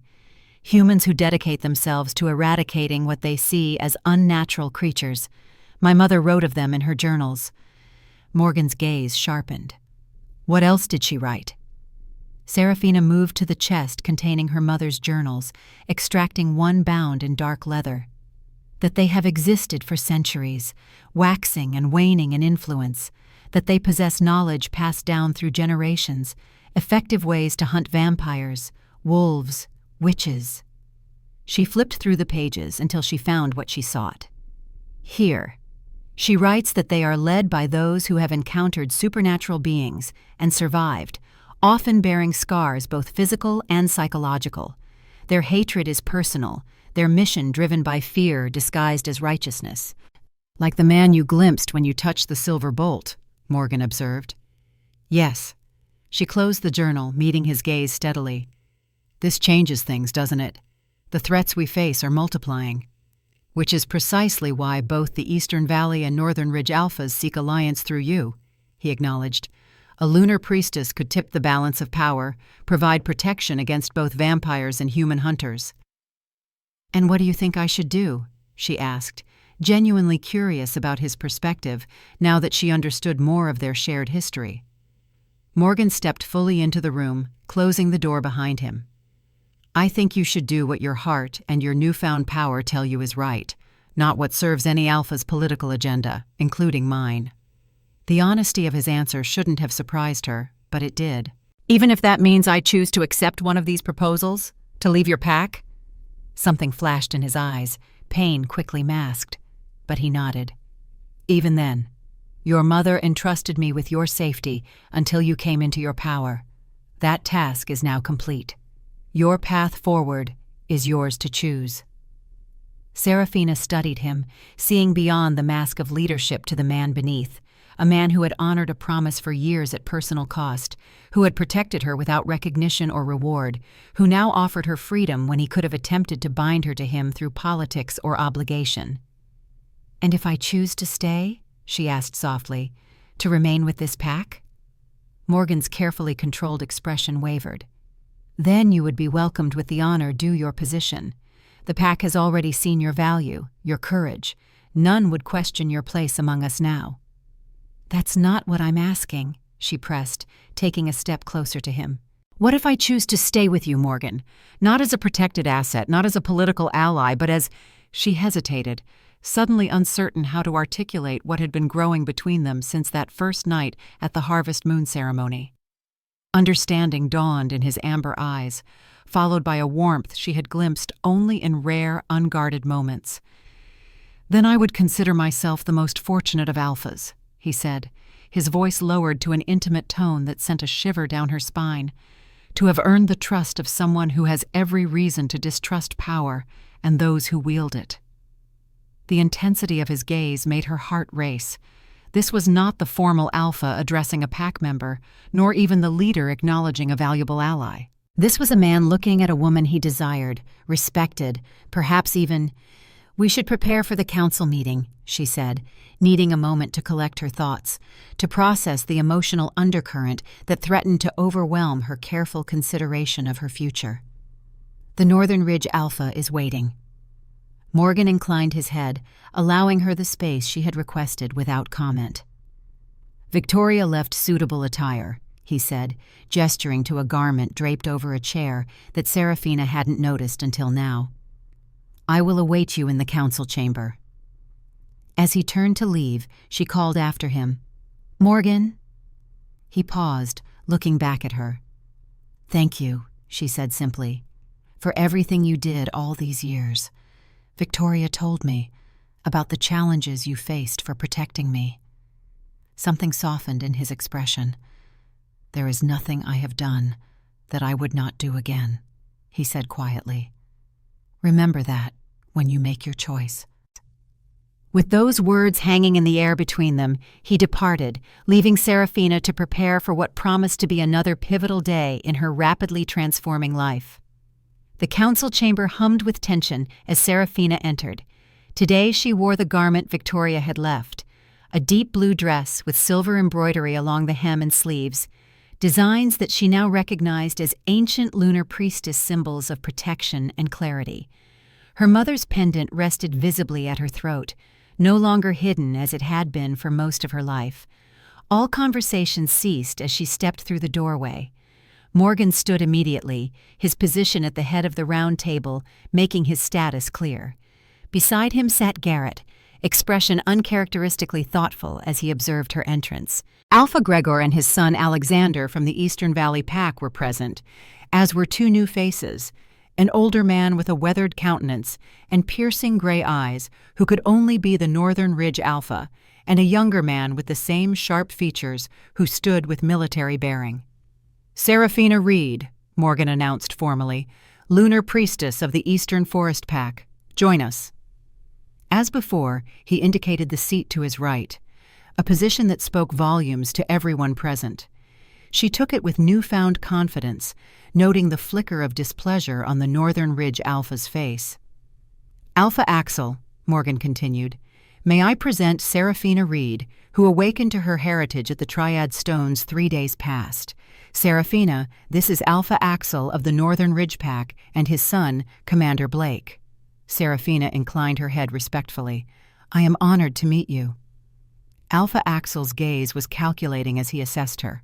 "The honor is ours," he replied with practiced diplomacy that didn't reach his eyes. "News of a lunar priestess awakening in these troubled times has traveled swiftly. Your assistance against the vampire threat has not gone unnoticed. Nor has the more recent alliance with Lady Ravenna against the human hunters," his son added, his voice carrying a hint of accusation. Seraphina maintained her composure despite the clear challenge. A temporary necessity to preserve all our kinds from a common threat. The truce expires once the hunters have departed our territories. Pragmatic, Axel acknowledged with a thin smile. Though some might question the wisdom of trusting the word of a vampire, even one as ancient as Ravenna. The oath was bound by old magic, Seraphina replied, knowledge from her mother's journals rising to the surface. She cannot break it without suffering consequences far worse than death. This seemed to impress the Northern Ridge Alpha despite himself. His posture relaxed marginally as he turned his attention to Morgan. You were right to call this council. The human threat grows by the day. The Purification Society has recruited heavily in the towns bordering our territories. They arm themselves with silver and wolfsbane, carry UV lights effective against vampires, and speak of cleansing the forests of unnatural creatures. They've become more organized, Gregor from Eastern Valley added grimly. More strategic. 3 of my scouts were ambushed last month, a trap specifically designed for wolf kind. How did they acquire such knowledge? Garrett asked, leaning forward with a frown. The weaknesses of our kinds have been closely guarded secrets for centuries. Betrayal, Blake stated flatly. They have a source, someone with intimate knowledge of supernatural beings. A chill settled over the room at this pronouncement. The idea that someone, perhaps even a wolf, vampire, or witch, would provide humans with the means to hunt their own kind was almost unthinkable. Which brings us to the purpose of this expanded council, Alpha Axel continued smoothly. In the face of these mounting threats, our packs must stand united. Alliances must be strengthened. His gaze shifted meaningfully to Seraphina. The Eastern Valley has already proposed union through the lunar priestess. The Northern Ridge Pack now offers the same. Morgan's expression revealed nothing, but Seraphina sensed his tension in the subtle tightening of his jaw. Seraphina is not a political token to be bartered, he said, his voice deceptively mild. As I informed Alpha Gregor yesterday, she will make her own decisions regarding her future. Of course, Axel replied with a smile that didn't reach his eyes. But surely she understands the gravity of our situation. A lunar priestess aligned with a strong pack would provide protection not just for that territory, but potentially for all wolfkind. My son, Commander Blake, is a renowned warrior and strategist. Such a union would create a formidable defense against both vampire incursion and human hunters. Blake straightened at his father's praise, his gaze assessing Seraphina with cool calculation rather than genuine interest. This was politics, pure and simple, a power play using marriage as its vehicle. Alexander, the Eastern Valley Alpha's son, shifted uncomfortably beside his father. Perhaps we should consider what the lunar priestess herself desires, he suggested quietly. Such abilities and heritage surely come with their own purpose and calling. Seraphina felt a rush of gratitude toward the scholarly wolf. Unlike Blake, he seemed to recognize her as more than a strategic asset. A diplomatic observation, Axel acknowledged with thinly veiled condescension. But in times of crisis, individual desires must sometimes yield to the greater good. Our very survival may depend on the choices we make in this room today. The pressure of all eyes upon her was palpable. Seraphina drew a deep breath, centering herself in the newfound confidence that had awakened alongside her powers. I understand the gravity of our situation better than most, she began, her voice clear and steady. 3 days ago, I stood at the Triad Stones and witnessed what nearly came through the gateway Lord Blackthorn attempted to open. I felt the ancient barrier between worlds strain almost to breaking. I faced his kind in battle twice now, once at the stones, once in the northern ravine. She looked directly at each alpha in turn, meeting their gazes without flinching. I have also encountered the human hunters, felt the depth of their hatred and fear through the weapon they left behind. These are not random threats, but coordinated attacks on the balance that has existed for millennia. Murmurs of agreement rippled around the table. As a lunar priestess, my duty is to that balance, she continued. My bloodline was charged with protecting the thin places between worlds, ensuring neither side gains advantage over the other. This responsibility transcends pack politics and personal ambitions. Alpha Axel's eyes narrowed at the implicit rebuke. And how do you propose to fulfill this duty without the protection and resources a strong pack provides? The last lunar priestesses were hunted to extinction precisely because they stood alone. Not all of them, came a new voice from the doorway. Every head turned toward the unexpected interruption. Lady Ravenna stood in the entrance to the council chamber, her supernatural stillness making her seem more statue than living being. Despite the daylight hour, she appeared unaffected by the sunlight that filtered through the windows, a testament to her ancient power. Morgan was on his feet instantly, along with every wolf at the table. "You were not invited to this council," he said, tension evident in every line of his body. "Yet my presence is necessary," Ravenna replied, making no move to enter further without permission. "The truce between us holds, Alpha Shaw. I come with information vital to all gathered here, especially to the lunar priestess." Seraphina rose slowly, her pendant warming against her skin in proximity to the ancient vampire. "What information?" Ravenna's ageless eyes fixed on her. "The truth about your mother, Elizabeth Reed. The truth about why she left, where she went, and what she discovered before her death." The words struck Seraphina like a physical blow. "My mother is dead?" The question emerged as barely more than a whisper. Something almost like compassion flickered across Ravenna's inhuman features. "Yes, child. 2 winters ago, in the far northern mountains. She died protecting what she had discovered, a secret that now falls to you to preserve." Grief washed over Seraphina, sharp and unexpected despite the years of uncertainty.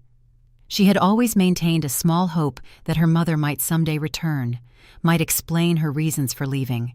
To have that hope extinguished so abruptly left her momentarily speechless. Morgan moved to her side, his presence solid and grounding. "Say what you came to say," he instructed Ravenna, his voice hard but controlled. "Then depart. This is still wolf territory." The ancient vampire inclined her head in acknowledgement. "May I enter under the guest rite? I swear by the old magic that I come in peace, bearing only truth." After a tense moment, Morgan nodded. "Enter and be bound by your oath." Ravenna glided into the chamber with unnatural grace, taking a position at the empty side of the round table, equidistant from all 3 alpha wolves. The symbolic positioning was not lost on anyone present.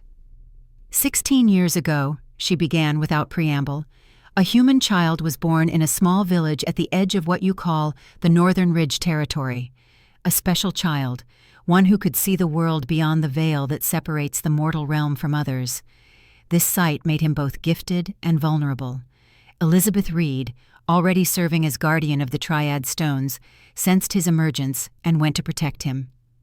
Axel shifted uncomfortably at the mention of his territory, but remained silent as Ravenna continued. The child's ability drew attention from various supernatural entities, some benevolent, others not. Among those who sought him was a vampire elder named Marius, Blackthorn's sire and my former consort. He believed the child could be used to locate and open dormant gateways between worlds, allowing the old ones to return. "The same goal Blackthorn pursued at the Triad Stones," Seraphina observed, pieces beginning to connect in her mind. "Yes," Ravenna confirmed. "But where Blackthorn sought to corrupt existing gateways, Marius believed this human child could create new ones. Elizabeth intervened, hiding the boy and his family, erasing their traces from both human and supernatural awareness." "What does this have to do with my mother's departure 5 years ago?"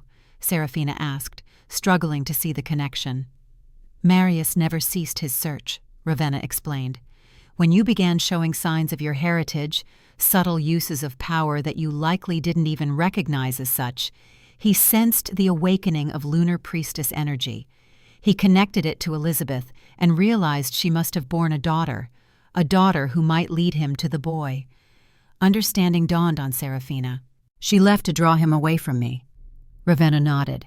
She led Marius on a years-long pursuit across continents, always staying one step ahead, always keeping his attention fixed on her rather than returning to search for you. Meanwhile, she continued her quest to find a permanent solution to the threat he posed. "And did she find this solution?" Morgan asked, his analytical mind focused on the strategic implications. "She discovered the location of an ancient artifact, the Moonblade, forged when the first boundaries between worlds were established. It can permanently seal breaches, prevent new gateways from forming, and, most crucially, destroy those who attempt to disrupt the cosmic balance." Seraphina's pendant grew warmer against her skin, as though responding to the mention of this legendary weapon. "Where is this Moonblade now?" "Hidden in the northern mountains where your mother made her last stand," Ravenna said. "She succeeded in killing Marius with it before succumbing to her own wounds, but not before ensuring the blade would remain protected until another lunar priestess could claim it." "And the boy?" Garrett asked, speaking for the first time. "What became of him?" "He lives still, now a young man of 16, unaware of his own significance.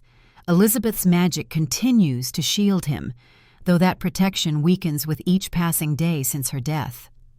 Alpha Axel leaned forward, his expression intent. "This boy is in my territory?" "He was," Ravenna corrected. "He and his family were relocated years ago. Their identities changed, their memories subtly altered to protect them." "Then where is he now?" Blake demanded. Ravenna's ancient eyes shifted to Seraphina. "That is knowledge only the lunar priestess should possess.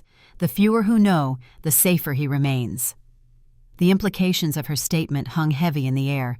Ravenna was suggesting a private communication, a sharing of information that would exclude everyone else in the room, including the three alphas.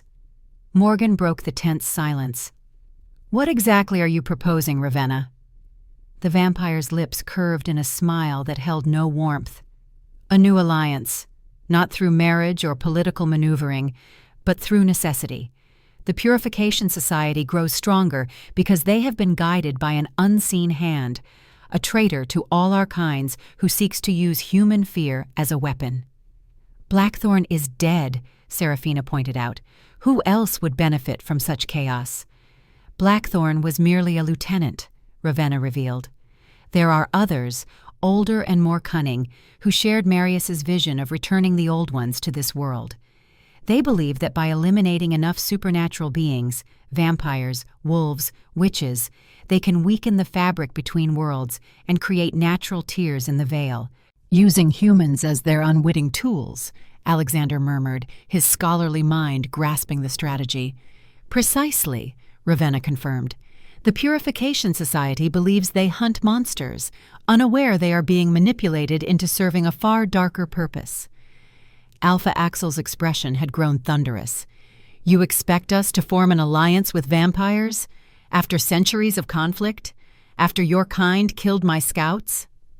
"I expect you to recognize when survival requires setting aside ancient hatreds," Ravenna replied coolly. "What comes through those gateways, if they open, will destroy us all, vampire, wolf, human alike. Only united can we hope to prevent that outcome." The council chamber erupted into heated debate. Axel and Blake argued vehemently against any cooperation with vampires. Gregor advocated caution and further investigation. Garrett questioned Ravenna's true motives. Alexander alone remained thoughtful, weighing the evidence with scholarly detachment. Through it all, Morgan remained silent, his attention fixed on Seraphina. In his amber eyes, she read a silent question, a deferral to her judgment that spoke volumes about his respect for her position. Finally, she raised a hand, and to her surprise, the chamber fell silent. "Lady Ravenna speaks truth," she said quietly. "I sense no deception in her words. The threat she describes aligns with what I glimpsed when I touched the corrupted symbols at the Triad Stones, a darkness waiting to enter our world, ancient and hungry." She stood, drawing all eyes to her. As the last known lunar priestess, guardian of the boundaries between worlds, I must retrieve the Moonblade my mother protected with her life. I must find this boy whose abilities make him both valuable and vulnerable. And I must do these things before those who seek to open the gateways realize their opportunity. Morgan rose beside her, his decision made. The Eastern Forest Pack stands with our lunar priestess. Whatever she requires in this mission, she shall have. Alpha Gregor glanced between them, reading the subtle dynamics at play. After a moment's consideration, he too stood. The Eastern Valley Pack offers its support as well. My son Alexander's knowledge of ancient texts and artifacts may prove useful in understanding the Moonblade's full capabilities. All eyes turned to Alpha Axel, who remained seated, his expression calculating. And what does the Northern Ridge Pack gain from this alliance? We would be risking our warriors in a cause that seems increasingly divorced from traditional pack concerns. You gain continued existence, Ravenna said bluntly. If the old ones return, there will be no territories to defend, no pack hierarchy to maintain, only endless darkness and consumption. Blake whispered something in his father's ear, his expression intense. After a moment, Axel nodded and finally rose. The Northern Ridge Pack will join this alliance, conditional on full transparency regarding all discoveries and decisions. We will not be kept in the dark while others determine the fate of all supernatural beings. Agreed, Morgan stated. Regular councils will be held, with representatives from all participating groups. Including vampire kind, Ravenna added smoothly. As distasteful as you may find it, our knowledge of the old ones exceeds yours. We remember their last incursion into this world, the devastation they wrought before the lunar priestesses and their allies sealed the gateways. The three alphas exchanged glances, centuries of ingrained distrust warring with pragmatic necessity. Finally, Morgan spoke for them all. A full alliance, then, until the threat is neutralized, wolves, vampires, and the lunar priestess united against a common enemy. And when that enemy is defeated, Blake challenged, what then? Then we return to the old boundaries, Seraphina answered firmly. The balance must be maintained. That is the purpose of my bloodline, not to favor one side over another, but to ensure that all sides respect the natural order. Ravenna's lips curved in what might have been genuine approval. Wisely said, young priestess. You honor your mother's memory. She turned to address the gathered council. I will inform the vampire elders of our agreement. Those who accept the terms will send representatives to the next council. Which will be held in neutral territory, Garrett specified, ever vigilant for potential betrayal. The clearing around the Triad Stones serves as boundary to all our lands. In 7 days' time, Morgan added. Meanwhile, we increase patrols, share information about hunter movements, and prepare for what comes next. With the framework of their unprecedented alliance established, the council began to disperse. Alpha Gregor and his son prepared to return to their territory to inform their pack of the new developments.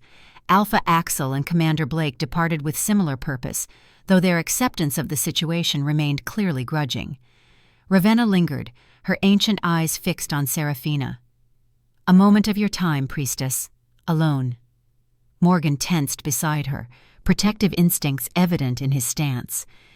It's all right, Seraphina assured him, touching his arm lightly. The guest right binds her. She cannot harm me under your roof. After a moment's hesitation, he inclined his head. I'll be just outside, he said, his meaning clear, within earshot should she call for help. When they were alone, Ravenna approached Seraphina with that unnatural fluid grace. You've awakened to your power impressively quickly, she observed. Elizabeth would be proud. You knew my mother well? Seraphina asked, unable to keep the hunger for information from her voice. Better than most, Ravenna acknowledged. We were adversaries often, allies occasionally. She was remarkable, as I believe you will be, given time. The vampire reached into a hidden pocket of her elegant clothing, withdrawing a small object wrapped in silk. She wanted you to have this when you were ready. I promised to deliver it if she did not return. With careful movements, she unwrapped the silk, revealing a small silver key unlike any Seraphina had seen before. Its design was intricate, the metal seemingly flowing rather than forged, with moonstone inlaid at the bow. What does it open? Seraphina asked, instinctively knowing the object was significant. A chamber hidden beneath the northern mountains, where the Moonblade rests, Ravenna explained. But the key serves another purpose as well. It will lead you to the boy, the one born with the sight beyond the veil. When held by a lunar priestess, it warms in his presence." Seraphina accepted the key reverently, feeling its weight, both physical and symbolic, in her palm. The moment her skin made contact with the silver, visions flashed behind her eyes. A teenage boy with solemn eyes that seemed too old for his face. A mountain cavern bathed in ethereal blue light. Her mother, bleeding but determined, placing this very key into Ravenna's safekeeping. "He's closer than you think," Ravenna said softly as Seraphina's vision cleared. Elizabeth hid him where he would be both protected and watched over by those who would not realize his significance. The implication struck Seraphina with sudden clarity. "He's here? In one of the Pact territories?" Ravenna merely smiled enigmatically. "The key will guide you when the time is right, but first you must claim the Moonblade.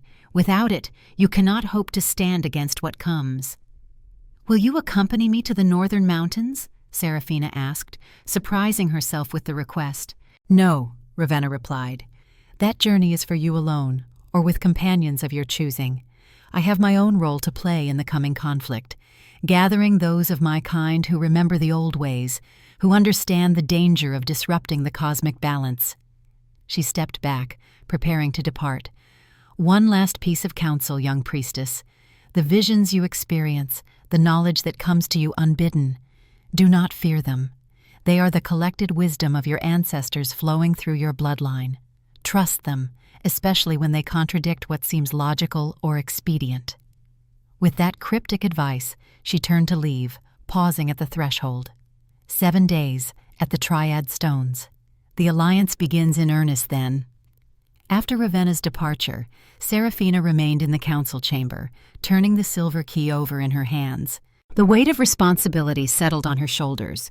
The Moonblade, the mysterious boy with abilities that made him a target, the alliance that defied centuries of established enmity between supernatural races.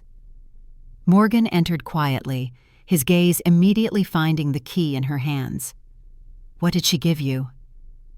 "The key to where my mother hid the Moonblade," Seraphina explained, "and possibly to finding the boy Ravenna mentioned, the one born with the ability to see beyond the veil." He moved closer, his expression solemn. "You'll be leaving then, for the northern mountains?" It wasn't a question, but she answered anyway. "Yes, as soon as possible, before those who seek the Moonblade realize I know of its existence." "I'm coming with you," he said, the declaration brooking no argument. She studied his face, seeing past the mask of alpha authority to the concern beneath. "The pack needs its leader, especially now with this unprecedented alliance forming." "Garrett can manage in my absence," Morgan countered. "He's more than capable." Seraphina wanted to argue further, to insist she could handle this responsibility alone, but the truth was that the prospect of his companionship brought her more comfort than she cared to admit. "The journey will be dangerous," she warned instead. The corner of his mouth lifted in that almost smile she was coming to cherish. "All the more reason you shouldn't face it alone."